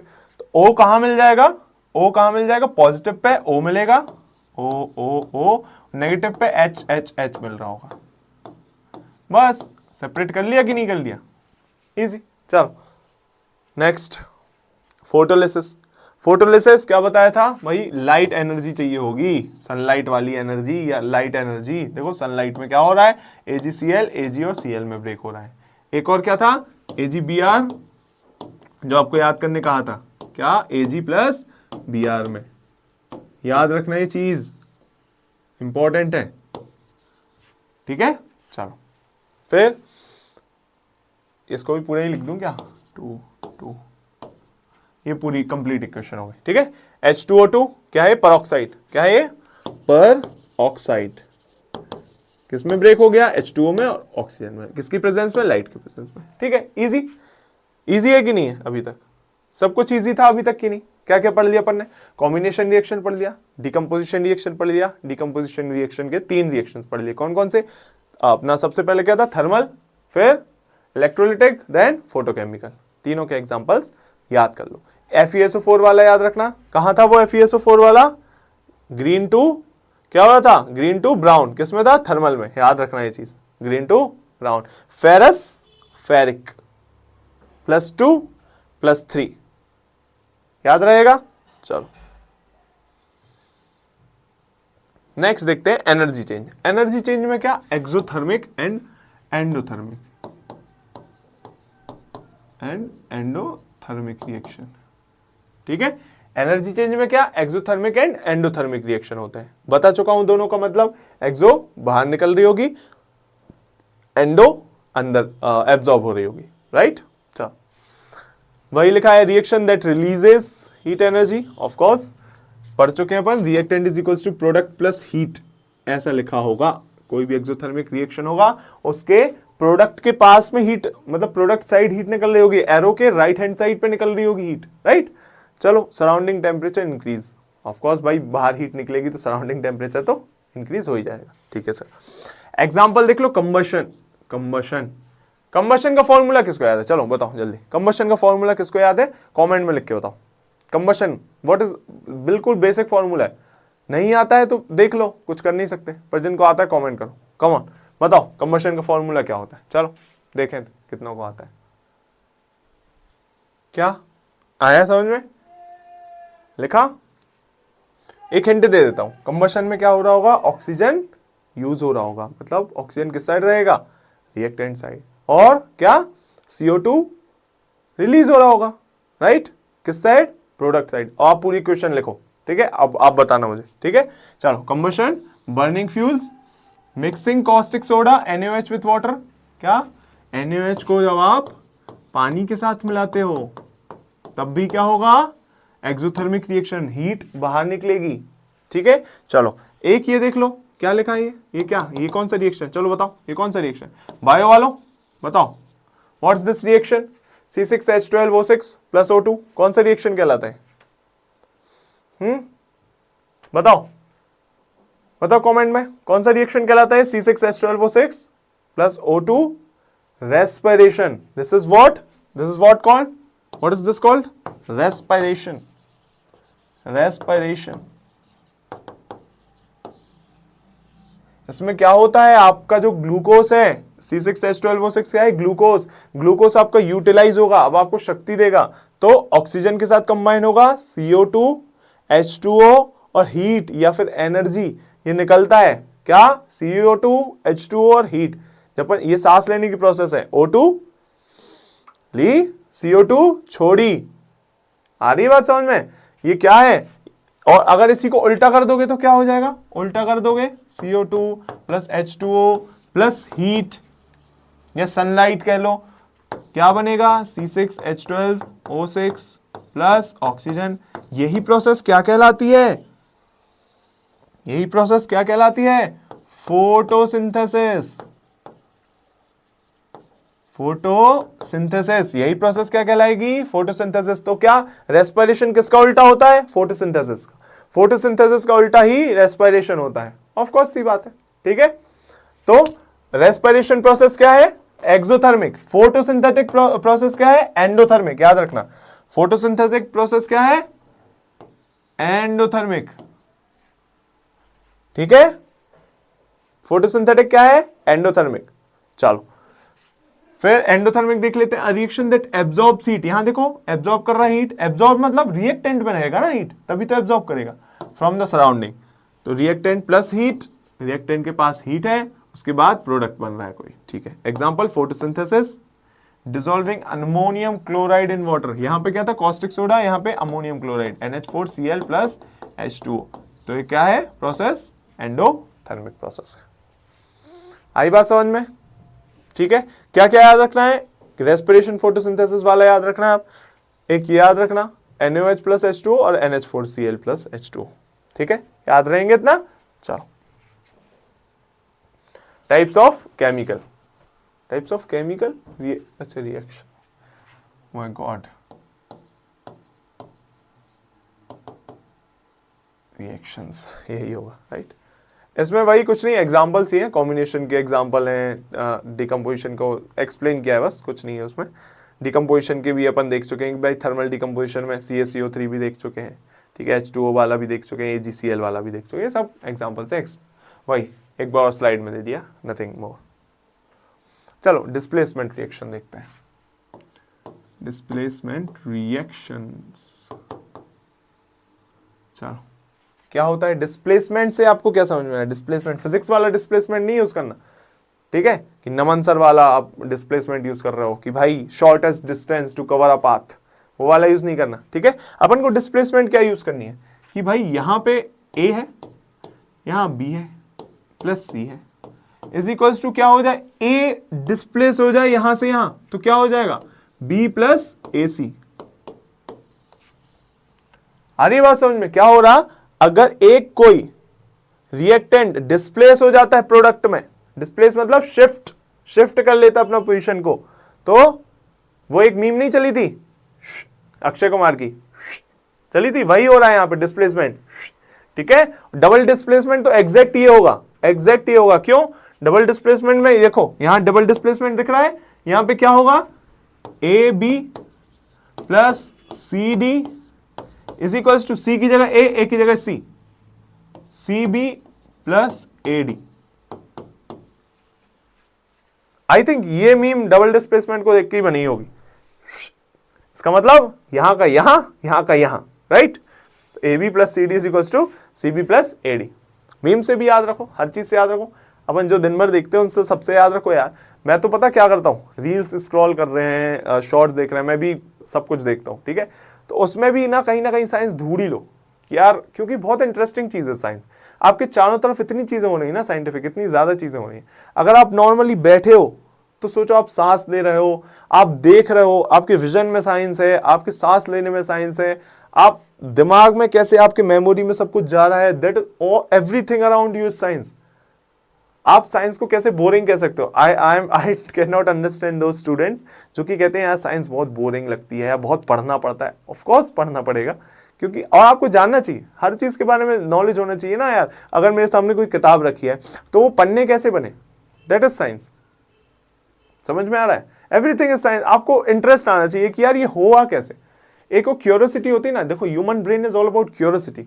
अगर आप में क्यूरियोसिटी नहीं है तो जीने का कोई सेंस नहीं है। क्यूरियोसिटी जब तक रहेगी यार ये हुआ कैसे, इसमें मुझे इंटरेस्ट आ रहा है, बना कैसे ये चीज। जब आप पेंटिंग भी कर रहे हो ना, तो वो कलर का मिक्सचर, वो कलर भी किससे बना है, केमिकल से बना है। आर्ट्स वाले लोग जो बढ़िया आर्ट पेंटिंग कर रहे हैं वो केमिकल्स ही तो है। तो जानो तो वो केमिकल भाई, कलर वो आया कैसे, कलर हमें पिंक क्यों दिख रहा है, हम वो कलर ब्लू क्यों दिख रहा है। समझ रहे हो मेरी बात, सब कुछ साइंस है। जो कॉमर्स वाले स्टूडेंट्स जो कैलकुलेटर यूज करते हैं उसमें जब मैथ्स है और एक बटन दबाने से वो वहां डिस्प्ले कैसे हो रहा है नंबर, उसको तो पता करो कि डिस्प्ले कैसे हो रहा है वहां पे। That is also science. जितने भी साइंस वाले बच्चे हैं जो बस किताबी कीड़ा बने हैं कि अरे यार A is equals to B, B is equals to C है, केमिस्ट्री में ये ग्रीन हो गया, ये पर्पल हो गया, क्यों हो गया? ऑक्सीडेशन रिएक्शन पढ़ो, रिडक्शन रिएक्शन पढ़ो, ये सब हो रहा है, आंखों से देखो।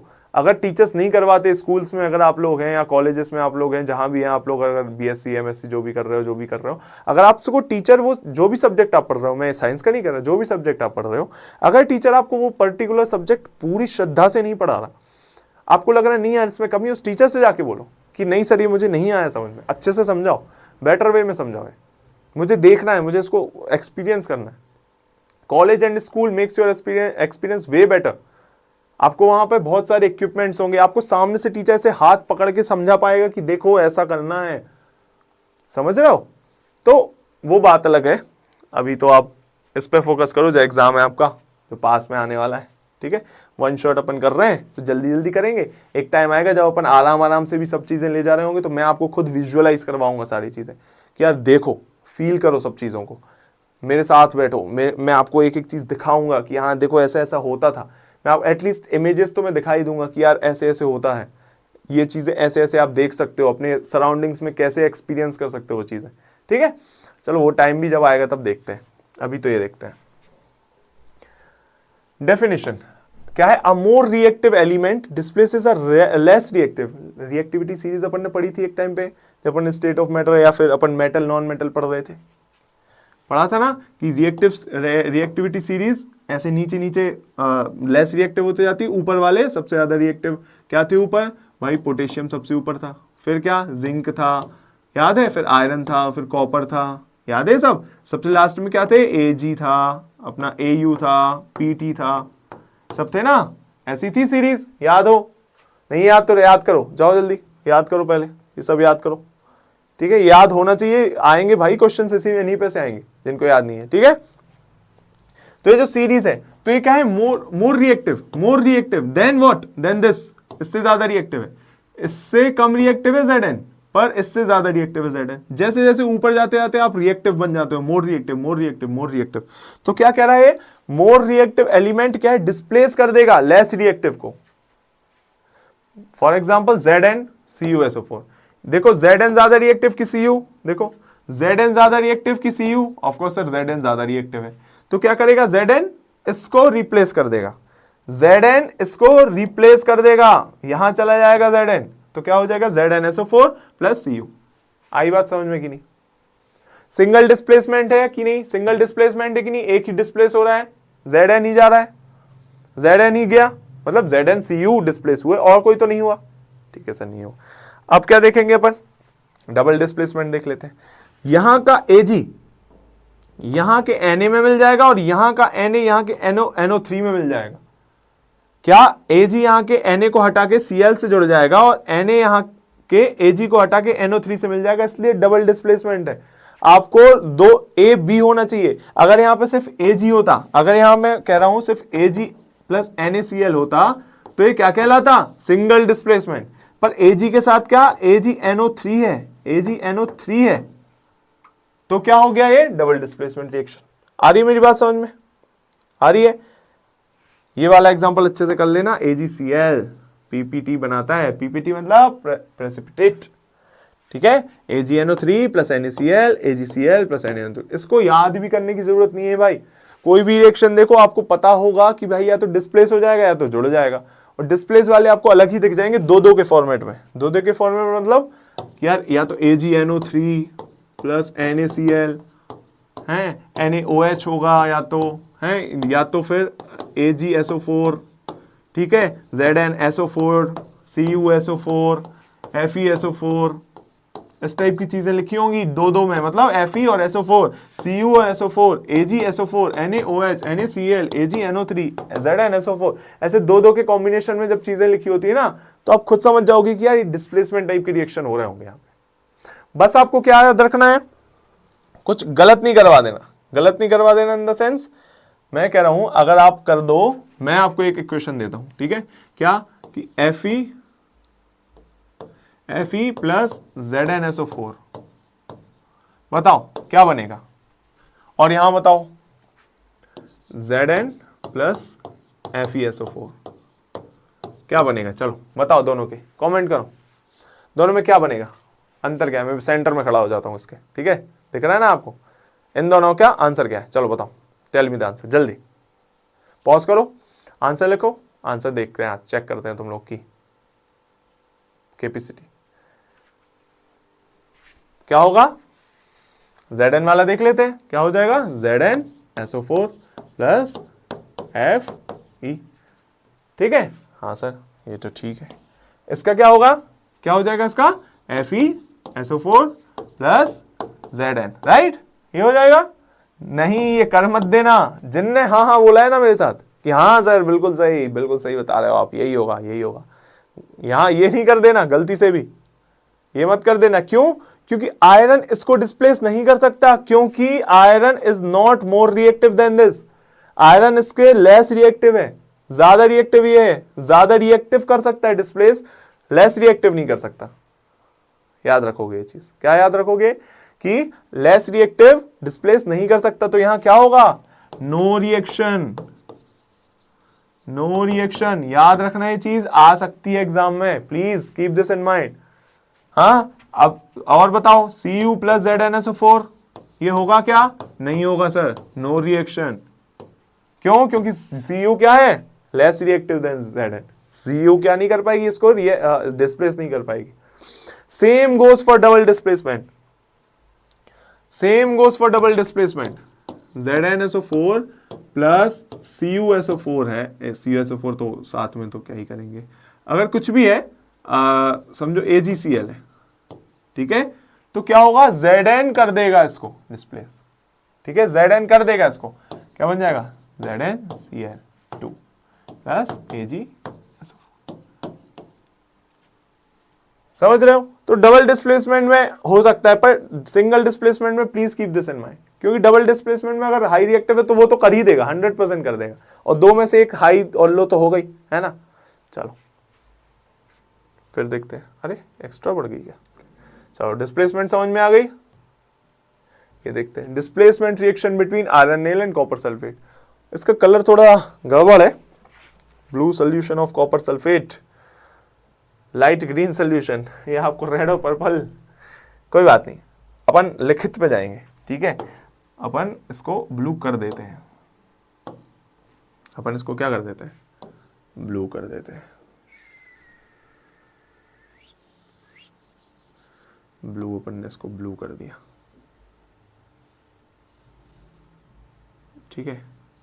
क्या कह रहे हैं भाई, ब्लू सॉल्यूशन अगर होगा, क्या कह रहे हैं, एक टेस्ट ट्यूब लिया अपन ने, क्या लिया, एक अपन ने लिया एक टेस्ट ट्यूब लिया, ठीक है, इस टेस्ट ट्यूब में क्या किया अपन ने, भरा कॉपर सल्फेट का सॉल्यूशन, क्या भरा अपन ने, कॉपर सल्फेट का सॉल्यूशन भरा, कॉपर सल्फेट का सॉल्यूशन भर दिया, ठीक है सर। फिर क्या किया, एक आयरन नेल डाल दिया, आयरन नेल मतलब लोहे का कील, लोहे की क्या डाल दी, कील डाल दी, कौन से, ब्राउन कलर की होती है, ब्राउन कलर है क्या यहाँ पे, brown brown brown brown brown brown, कहाँ मिलेगा अपन को ब्राउन, ये है थोड़ा ब्राउनिश, ठीक है, दिखेगा कि नहीं आई डोंट नो, स्टिल डालेंगे अपन, ठीक है। ये ब्राउन कलर की नेल डाल दी, दिख रही होगी आई गेस, थोड़ी बहुत तो दिख ही रही होगी, तो ये ब्राउन कलर की नेल डाल दी अपन ने, ठीक है, आयरन की नेल डाल दी, ठीक है। अब क्या होगा, अब क्या होगा, I am sorry, I am sorry, I am so sorry, यहां पे ना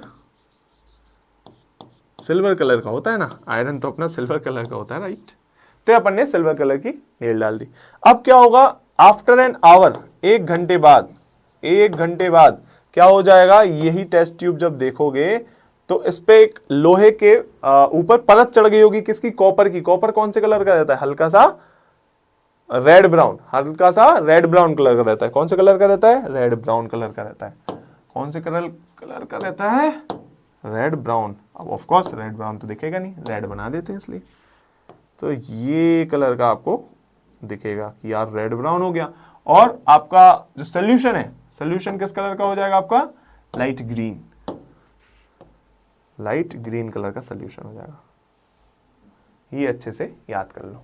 क्या याद कर लो?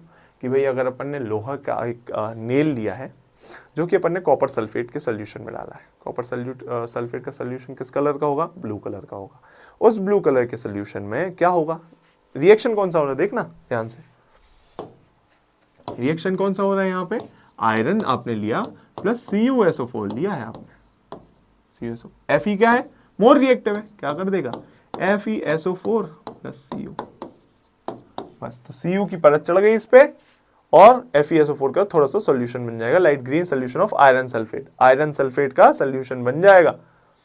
समझ रहे हो? Cu की लेयर काय पे चढ़ जाएगी? उस नेल पे, और आयरन सल्फेट का ग्रीन सॉल्यूशन, ग्रीन कलर का सॉल्यूशन बन जाएगा, और कॉपर की लेयर चढ़ जाएगी। तो आयरन जो नेल है अपना किस कलर का हो जाएगा? Reddish brown. बस, इजी सिंपल।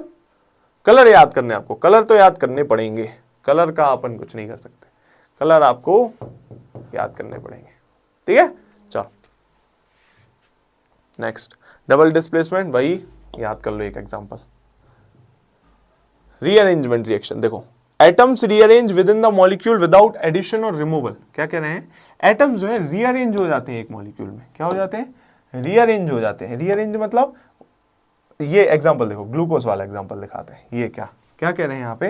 ब्लैक ले लेते हैं अपन। क्या कह रहे हैं? देखो कितने कार्बन से काउंट करो, 1 2 3 4 5 6। ग्लूकोज क्या, जो अपन ने शुरू में नहीं लिखा था, C6H12O6, 6 कार्बन थे, 1 2 3 4 5 6, C6। 12 H होंगे कितने? 1 2 3 4 5 6 7 8 9 10 11 12 H हो गए। ठीक है, O6 होंगे 1 2 3 4 5 6, 6 है। आया समझ में? ग्लूकोज C6H12O6 क्यों लिखते हैं अपन? ठीक है, ठीक है सर। अब क्या कर रहे हैं यहाँ पे? क्या हो रहा है यहाँ पे? मॉलिक्यूल्स जो हैं वो रीअरेंज, एटम्स रीअरेंज हो जाएंगे एक मॉलिक्यूल में। इस मॉलिक्यूल में एटम क्या हो जाएंगे? रीअरेंज। एटम कौन कौन से हैं? C है, O है, H है। C है, O है और H है, 3 ही एटम्स है। तो ये रीअरेंज कर लेंगे। कैसे रीअरेंज कर लेंगे सर? अभी ऐसा स्ट्रक्चर था, ये H जाके मिल जाएगा इसमें और ये H जाके मिल जाएगा इसमें। तो देखो, ये ऊपर वाला C है, ऊपर वाले C में 2 H हो गए, एक H ये हो गया और एक H ये हो गया, एक H ये हो गया, एक H ये, और O में H मिल गया था, और यहाँ पे क्या, O अकेला बचा तो डबल बॉन्ड लगा लेगा। ज्यादा दिमाग में डालना नहीं है अपन को, कितना याद करना है ये अपन डिटेल में तो पढ़ नहीं रहे। डिटेल होता तो आराम से अभी मैं 15-20 मिनट यही समझाता। ठीक है, अपन को क्या समझना है? ये हुआ क्या? ग्लूकोज से फ्रक्टोज बनने में रीअरेंजमेंट रिएक्शन हुआ। ग्लूकोज से फ्रक्टोज बनने में रीअरेंजमेंट रिएक्शन हुआ। मैं क्या बोल रहा हूं यहाँ पे? मॉलिक्यूल कोई चेंज नहीं हुआ। फ्रक्टोज का फॉर्मूला क्या रहेगा? वही C6H12O6 ही रहेगा। इसका फॉर्मूला क्या रहेगा? C6H12O6 ही रहेगा। इसका भी, पर क्या हुआ? एटम्स चेंज हो गए, एटम्स ने रीअरेंज कर लिया खुद को, बस, और कुछ नहीं हुआ।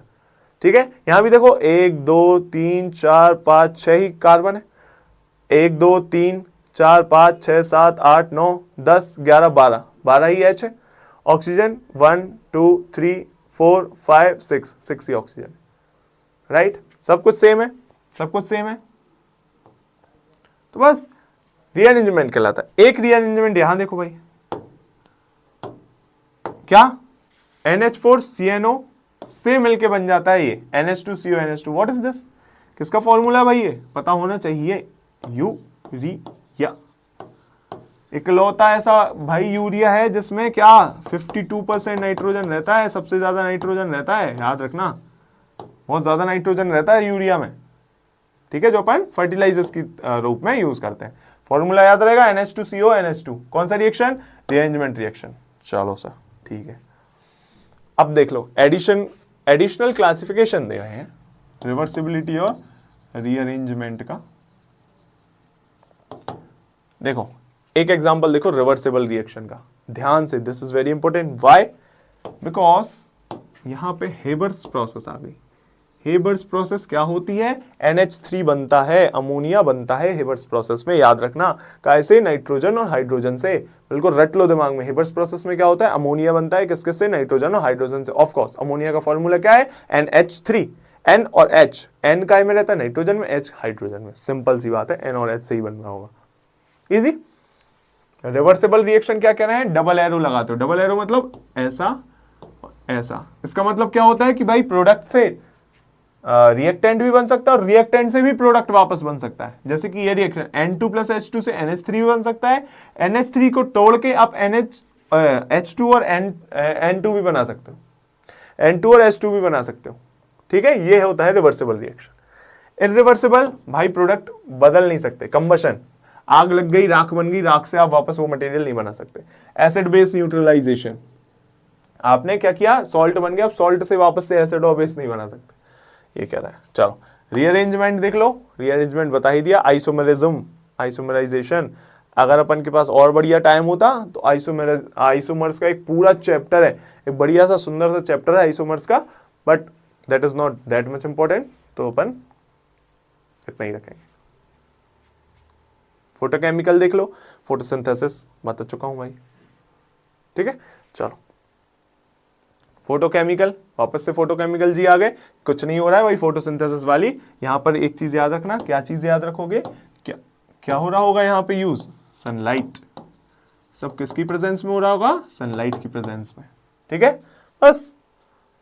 और एग्जांपल देख लो, darkening of silver salt, formation of ozone from oxygen, ozone का फॉर्मूला क्या होता है O3, O3 से ऑक्सीजन बनता है, किसकी प्रेजेंस में, सनलाइट की प्रेजेंस में, ये बता रहा है वो, ठीक है। चलो ऑक्सीडेशन एंड रिडक्शन रिएक्शन,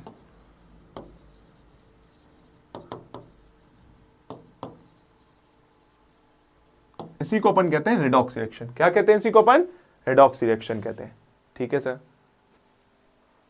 चलो क्या है redox reaction, a reaction where both oxidation and reduction occur simultaneously. देखो इसमें भी अभी थोड़ा बहुत ऑक्सीडेशन रिडक्शन बता दिया, पर पहले में मैं ऑक्सीडेशन रिडक्शन अच्छे से समझाया हूँ, ठीक है, आराम से समझाया हूँ कि भाई ऑक्सीडेशन क्या होता है, रिडक्शन क्या होता है। आपको अगर डिटेल में देखना तो आप प्रीवियस लेक्चर्स में जा सकते हो, इसमें भी थोड़ा अच्छे से बता देता हूँ। देखो पहले ये हटा देता हूँ, ऑयल वॉयल क्या लिखा है, अरे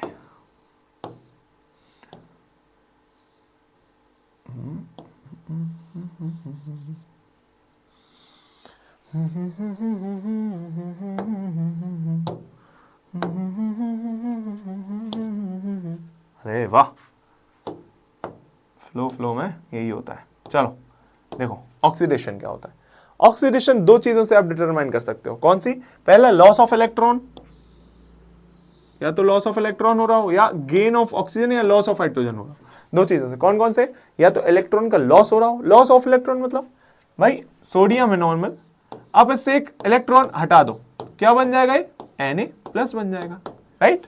अपन ने पढ़ा है, देखा है कैटायन का फॉर्मेशन कैसे होता है, एक इलेक्ट्रॉन क्या हो जाए, हट जाएगा उसमें से तो Na+ हो जाएगा। तो इसका क्या हुआ, सोडियम का यहाँ पे ऑक्सीडेशन, क्या हुआ है, ऑक्सीडेशन हुआ है, ठीक है सर।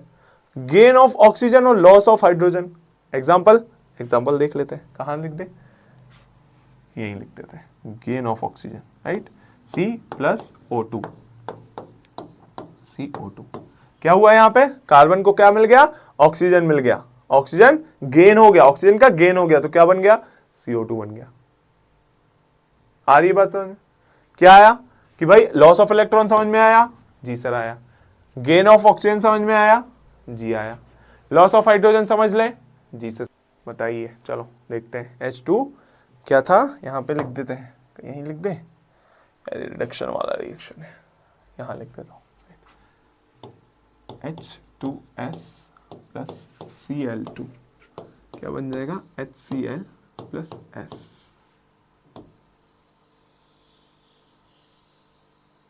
चलो यहां क्या हो गया, हाइड्रोजन यहां पे था, हाइड्रोजन का लॉस हो गया, मतलब इसने इसका हाइड्रोजन हटा दिया, सिर्फ सल्फर बचा, तो क्या हो गया, सल्फर का ऑक्सीडेशन हो गया, क्या हो गया, सल्फर का ऑक्सीडेशन हो गया। अब एक चीज याद रखना, अपन ये दो उठा लेते हैं, क्या उठा लेते हैं, दो अपन रिएक्शंस उठा लेते हैं यहां पे।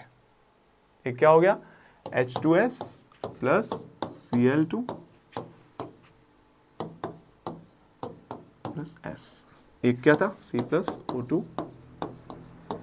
CO2, दो रिएक्शन उठा लेते हैं। अब मैंने क्या बताया भाई, S का क्या हुआ, ऑक्सीडेशन हुआ, ऑक्सीडेशन हो गया इसका।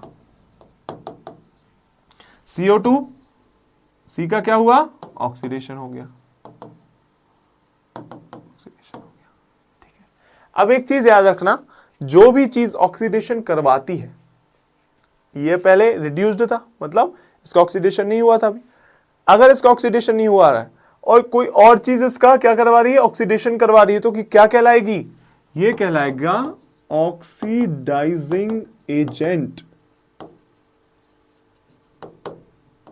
राइट, अगर भाई मैं तुम्हें ट्रेवलिंग करवा रहा हूं तो क्या कहलाऊंगा मैं, ट्रेवलर एजेंट। राइट, तो अगर ये इसका ऑक्सीडेशन करवा रही है तो ये क्या कहलाएगी, इसकी ऑक्सीडाइजिंग एजेंट। आई बात समझ में, क्या कहलाएगी, ऑक्सीडाइजिंग एजेंट। बस सिंपल। यहां भी देख लो भाई, इसका ऑक्सीडेशन कौन करवा रहा है, यही करवा रहा है, तो क्या हो जाएगा, ऑक्सीडाइजिंग एजेंट। बस इसी का उल्टा वो हो जाता है रिड्यूसिंग, जो रिड्यूस करवा रहा होगा वो रिड्यूसिंग एजेंट, और जिसका हो रहा होगा रिड्यूस वो रिडक्शन। बस इजी रहेगा। चलो देख लेते हैं। रिडक्शन में क्या होगा, gain of electron, gain of electron. कैसे गेन ऑफ इलेक्ट्रॉन, Cl है, इसको आपने एक इलेक्ट्रॉन दे दिया भाई, क्या बन जाएगा, Cl माइनस। ये क्या हो गया, गेन ऑफ इलेक्ट्रॉन हो गया। इसका मतलब क्या समझ में आ रहा है यार, लॉस ऑफ इलेक्ट्रॉन में ना फर्स्ट ग्रुप सेकेंड ग्रुप के ये सब मेटल्स होंगे, मेटल्स में क्या हो रहा होगा, जनरली ऑक्सीडेशन हो रहा होगा, और नॉन मेटल्स में क्या हो रहा होगा, रिडक्शन हो रहा होगा। जनरली क्या हो रहा होगा, नॉन मेटल्स में रिडक्शन हो रहा होगा। ठीक है, जब भी Cl देखो, F देखो, I देखो, ठीक है, O देखो, इन सब में क्या हो रहा होगा, रिडक्शन हो रहा होगा। ठीक है सर। इसमें क्या, लॉस ऑफ ऑक्सीजन, उल्टा, यहाँ गेन ऑफ ऑक्सीजन हो रहा था, यहाँ लॉस ऑफ ऑक्सीजन होगा, यहाँ लॉस ऑफ हाइड्रोजन हो रहा था, यहाँ गेन ऑफ हाइड्रोजन होगा। बिल्कुल इजी है। अगर ऑक्सीडेशन याद है तो रिडक्शन तो रटा होगा, ऑक्सीडेशन कर लो, रिडक्शन अपने आप आपके हाथ में। ठीक है, एग्जाम्पल यहां देख लो, क्या, CuO plus H2 is equals to Cu plus H2O कह रहे हैं। क्या कहना है यहाँ पे, CuO इज रिड्यूस्ड। क्या बोल रहे हैं, CuO रिड्यूस हो गया। क्यों रिड्यूस हो गया, देखो ऑक्सीडाइज और रिड्यूस। ऑक्सीडाइज क्या होगा, जिसमें आप ऑक्सीजन ऐड कर रहे होगे, जैसे यहां पे बताओ, यहां पे ऑक्सीडाइज कौन हुआ, H2S हुआ। क्यों हुआ H2S ऑक्सीडाइज, क्योंकि आपने इसका H हटा दिया। ठीक है, यहां पे बताओ ऑक्सीडाइज कौन हुआ, C हुआ। क्यों हुआ, क्योंकि आपने इसमें ऑक्सीजन ला दिया। ऑक्सीडेशन की यही कुछ 2-3 वो है पैरामीटर्स। यहाँ पे क्या पैरामीटर है, रिडक्शन में loss of oxygen, gain of hydrogen. देख लेते हैं।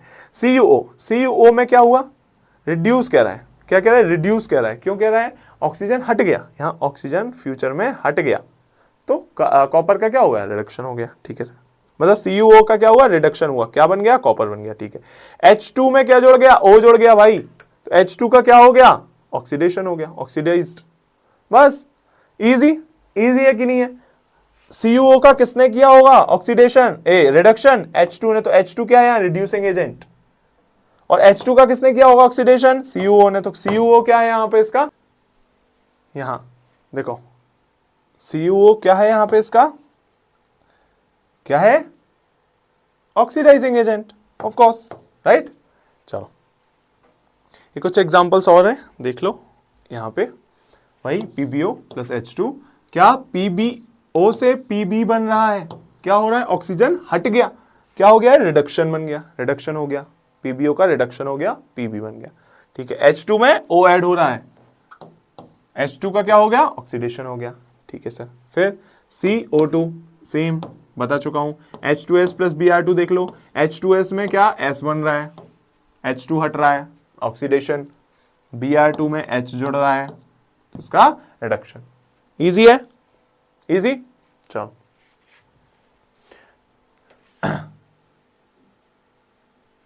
ये तो पेज खाली है, कोई दिक्कत नहीं है। हाँ, ये देखो कुछ और आप कलर से याद रख लो। मैग्नीशियम ऑक्साइड जैसे हो गया अपना, क्या हो गया, मैग्नीशियम ऑक्साइड हो गया। जैसे मैग्नीशियम ऑक्साइड व्हाइट पाउडर देता है बर्न होने के बाद। किसके बाद, बर्न होने के बाद मैग्नीशियम ऑक्साइड जब उसको बर्न करोगे तो कौन सा पाउडर देगा, व्हाइट पाउडर देगा। ठीक है, लेड आयोडाइड किस कलर का रहता है, येलो कलर का रहता है। Lead iodide yellow colour.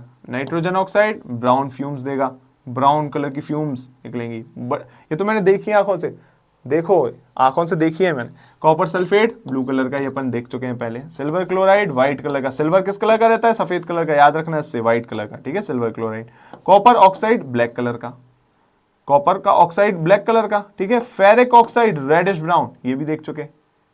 कैसे भाई, आयरन है, आयरन में जंग लग जाती है तो किस कलर का, रस्टिंग, रेडिश ब्राउन कलर का हो जाता है। जंग लगना मतलब ऑक्सीजन से रिएक्शन और मॉइस्चर से रिएक्शन, यही तो हुआ, ferric oxide reddish brown. Ferrous sulphate green colour, ये भी देख चुके हैं पहले। तो ये कुछ याद रखना, ये इंपॉर्टेंट है, याद रखिएगा। चलो रियल लाइफ एप्लीकेशंस क्या है इसके भाई, बैटरीज में redox reaction, photosynthesis, respiration, metal extraction, food digestion, rusting, fireworks, ये सब अपन देख चुके, ठीक है। फायरवर्क्स क्या है बताओ, केमिकल रिएक्शन है कि फिजिकल रिएक्शन है, कमेंट करना, है आंसर देना मुझे इसका। चलो last topic of the day, rancidity. देखो जब भी आपने ना कोई ऐसे तेल वाली चीज खाई होगी और खा के कुछ दिन, जैसे मम्मी लोग बना देती हैं चूड़ा वगैरह, ये सब नमकीन वगैरह बना के रख देती हैं, पापड़ जैसे समझ लो तला हुआ, तो क्या अगर कुछ दिन तक रखा रहे तो क्या हो जाता है उसमें, हम लोगों के यहाँ बुंदेलखंड में कहते हैं तिलांदा, तिलांदा हो गया, ठीक है। क्या हो जाता है उसमें से एक अजीब सा टेस्ट आता है, अजीब सी एक अनडिजायरेबल अनप्लेजेंट फ्लेवर्स आते हैं, ओडर आता है, मतलब स्मेल आती है, ठीक है। तो क्यों, रेंसिडिटी कहलाती है वो, क्या कहलाती है वो, रेंसिडिटी। आज के बाद ये वर्ड यूज करना, क्या रेंसिड हो गया मेरा ये वाला तला हुआ खाना जो भी आप हुआ है वो रेंसिड हो गया, ठीक है। होता क्या है मेन, डिटीरियोरेशन मतलब डिस्ट्रॉय, क्या हो जाता है, of fat and oils in food, जो भी खाने में फैट और ऑयल डला होता है उसका डिटीरियोरेशन हो जाता है, ठीक है। कॉजेज एंड केमिकल, क्या होता है, oxidation of unsaturated fatty acid, unsaturated मतलब डबल और ट्रिपल बॉन्ड वाले, बता चुका हूं पिछले लेक्चर में क्या होता है सेचुरेटेड अनसेचुरेटेड। तो इनके जो फैटी एसिड होते हैं उसका ऑक्सीडेशन हो जाता है, मतलब ऑक्सीजन लग जाएगा, ऑक्सीजन लग जाएगा present in fats and oil. Fats and oil जो होते हैं उनमें फैटी एसिड होता है, फैटी एसिड अनसेचुरेटेड होता है वो भी, तो उसमें क्या हो जाएगा, ऑक्सीडेशन हो जाएगा, बस और कुछ नहीं होगा, oxidation of unsaturated fatty acid, बस इतना याद रखना है, क्या होता है वो, रेंसिडिटी, ठीक है। क्यों होता है, जब यार एयर खुले में रख दो, लाइट में रख दो, हीट में रख दो तो ऑक्सीजन अटैक कर देता है उस पर, बस, ठीक है। क्या बन जाता है, हाइड्रोपरऑक्साइड्स बन जाते हैं, हाइड्रोपरऑक्साइड्स बन जाते हैं और फ्री रेडिकल बन जाते हैं, बस, ठीक है। आपको मेन क्या याद रखना है मैं बता देता हूं, ये तो आपको पता ही है, ऑक्सीजन पे रख दो, लाइट में रख दो, हीट में रख दो, मॉइस्चर में रख दो, तो भाई तेल वाली चीज कैसे खराब होती है सबको पता है, सब घर में खाना खाया है सब, ठीक है। मेन क्या याद रखनी है, एक कि भाई ऑक्सीडेटिव रेंसिडिटी होती है, क्यों, ऑक्सीजन के कारण। हाइड्रोलिटिक रेंसिडिटी होगी, क्यों, वाटर के कारण, मॉइस्चर पकड़ लेगा, या तो खुले में रख दो तो हवा पकड़ लेगा, ठीक है। अब इन दोनों से बचने के दो ही मेथड है भाई, एक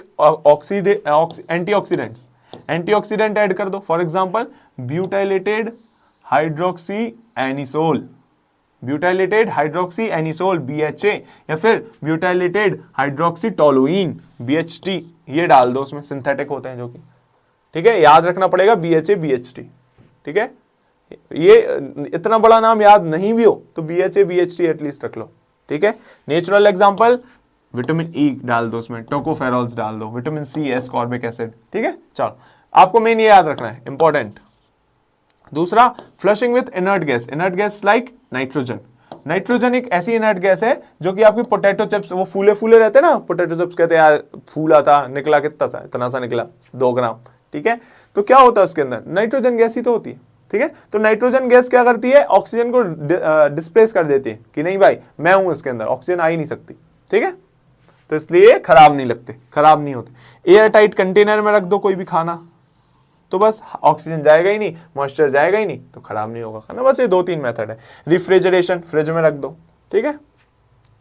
चलो अब आंसर्स कर लेते हैं, क्या है, which of the following process is universally classified as irreversible chemical change. क्या कह रहे हैं, ऐसी कौन सी प्रोसेस है जो कि क्या है, एक इरिवर्सिबल मतलब प्रोडक्ट तो बन सकती, प्रोडक्ट से रिएक्टेंट नहीं बन सकता केमिकल चेंज में, बताओ कौन सी है, बताओ जल्दी बताओ, कमेंट में बताया, answer is D, the burning of paper. The decomposition of silver bromide AgR का जब डिकम्पोजिशन हुआ है in the presence of sunlight to form silver and bromine as an example of what, किसका एग्जांपल है भाई बताओ, टेल मी, सनलाइट, याद रखो सनलाइट मतलब photolysis. Which of the following statement correctly defines an exothermic reaction? Exothermic reaction का बताओ कौन सा डिफाइन कर रहा है? A reaction where temperature of the system drop, temperature घट जाएगा सिस्टम का, या a reaction that involves the absorption of H+ ion का एब्जॉर्प्शन। तो भाई ये सब तो नहीं पड़ा, टेम्परेचर एक खेल है एक्सोथर्मिक में, चलो ये तो चलो मान सकते होगा, ये तो नहीं होगा। A reaction that requires light energy to proceed, light energy चाहिए रहती भाई, वो तो फोटोलाइटिक होता है, ये भी नहीं है। A reaction that releases heat energy, release करता था क्या हीट एनर्जी? एक्सो मतलब एग्जिट मतलब रिलीज, हाँ सर ये तो है। causing the product energy to be lower than, ये है सर बात, राइट। चलो द सिंथेसिस ऑफ अमोनिया बताओ, हेबर्स प्रोसेस के बारे में, इसको किस में क्लासिफाई किया है? डिकम्पोजिशन है, कॉम्बिनेशन है, डबल डिस्प्लेसमेंट है, रीअरेंजमेंट है, क्या है बताओ? Tell me what is this, tell me क्या लग रहा है? अपन ने एक चीज पढ़ी थी कि भाई ये रिवर्सिबल रिएक्शन है, ये पढ़ा था, तो इरिवर्सिबल ये तो काट दो, रिवर्सिबल हो सकता है। एक्सोथर्मिक एंडोथर्मिक तो ये था ही नहीं कुछ, बचा क्या? ये कॉम्बिनेशन तो दिख ही रहा है भाई, दो से मिलके एक बन रहा है, तो सीधी बात कॉम्बिनेशन भी है बस। चलो When zinc metal is placed into a solution of copper sulfate, जब जिंक को कॉपर सल्फेट CuSO4, सीधा फॉर्मूला देख रहे हैं वो Zn plus CuSO4, तो a reaction occurs, single displacement is reaction is possible। क्यों पॉसिबल है ये? क्योंकि zinc is more electro positive than copper. Electro positive मतलब सीधी बात मोर रिएक्टिव, मोर रिएक्टिव, और कुछ बात नहीं यहां पे, ठीक है? आई बात समझ में? चलो the formation of AgCl precipitate from the reaction between, क्या कह रहे हैं? AgNO3 प्लस NaCl मिलके बना रहे हैं AgCl। तो ये क्यों पॉसिबल? डबल डिस्प्लेसमेंट रिएक्शन क्यों पॉसिबल है? वाई? बिकॉज, बताओ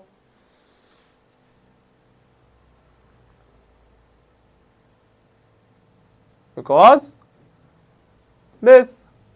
चलो in the reaction CuO plus H2, Cu plus H2, the copper oxide is undergoing।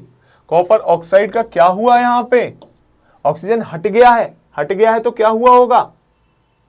क्या हुआ होगा बताओ? ऑक्सीडेशन हुआ क्या? भाई नहीं हुआ। ऑक्सीडेशन हुआ? नहीं हुआ। रीअरेंजमेंट हुआ? नहीं हुआ। रिडक्शन हुआ है भाई, ऑफ कोर्स। चलो which compound is acting as reducing agent in this? Reducing agent कौन है बताओ? पहली बात देख लो, रिडक्शन किसका हुआ है? रिडक्शन किसका हुआ है? O से Pb बन गया, ऑक्सीजन हट गया, इसका रिडक्शन हुआ है, तो रिड्यूसिंग एजेंट कौन होगा? C हो जाएगा, सीधी सी बात, राइट? आई बात समझ में? चलो based on the electronic concept which defines the process of oxidation की प्रोसेस में कौन है बताओ? गेन ऑफ इलेक्ट्रॉन होता है क्या? लॉस ऑफ इलेक्ट्रॉन होता है क्या? Gain of electron, loss of electron, बताओ क्या होता है? तो भाई अपन ने तो ये पढ़ा था गेन ऑफ इलेक्ट्रॉन तो नहीं होता ऑक्सीडेशन में, ठीक है, दो हट गए। अब देख लो ऑक्सीडेशन स्टेट, ऑक्सीडेशन स्टेट वाला कॉन्सेप्ट में पहले समझा चुका था, बट चलो इसमें भी देख लो। ऑक्सीडेशन स्टेट का डिक्रीज और इंक्रीज होने में मैं आपको सीधी सी बात बता देता हूं, क्या है सीधी बात? इंक्रीज हो जाता है ऑक्सीडेशन स्टेट में। क्या हो जाता है? इंक्रीज हो जाता है ऑक्सीडेशन स्टेट में, याद रखिएगा, आ सकता है, इंपॉर्टेंट है। चलो Which of the following process is an example of endothermic reaction? Endothermic मतलब एक्सेप्ट कर रहा है, हीट एक्सेप्ट कर रहा है, बताओ? Burning of methane, respiration in human body, mixing, quicklime, photosynthetic. भाई मिक्सिंग क्विकलाइम विद वाटर तो 100% नहीं है भैया, ठीक है? बर्निंग ऑफ मीथेन तो कंबशन रिएक्शन है, इसमें तो हीट निकलेगी बाहर, ठीक है? अब रेस्पिरेशन या फोटोसिंथेसिस, बताओ, चलो कम ऑन फास्ट।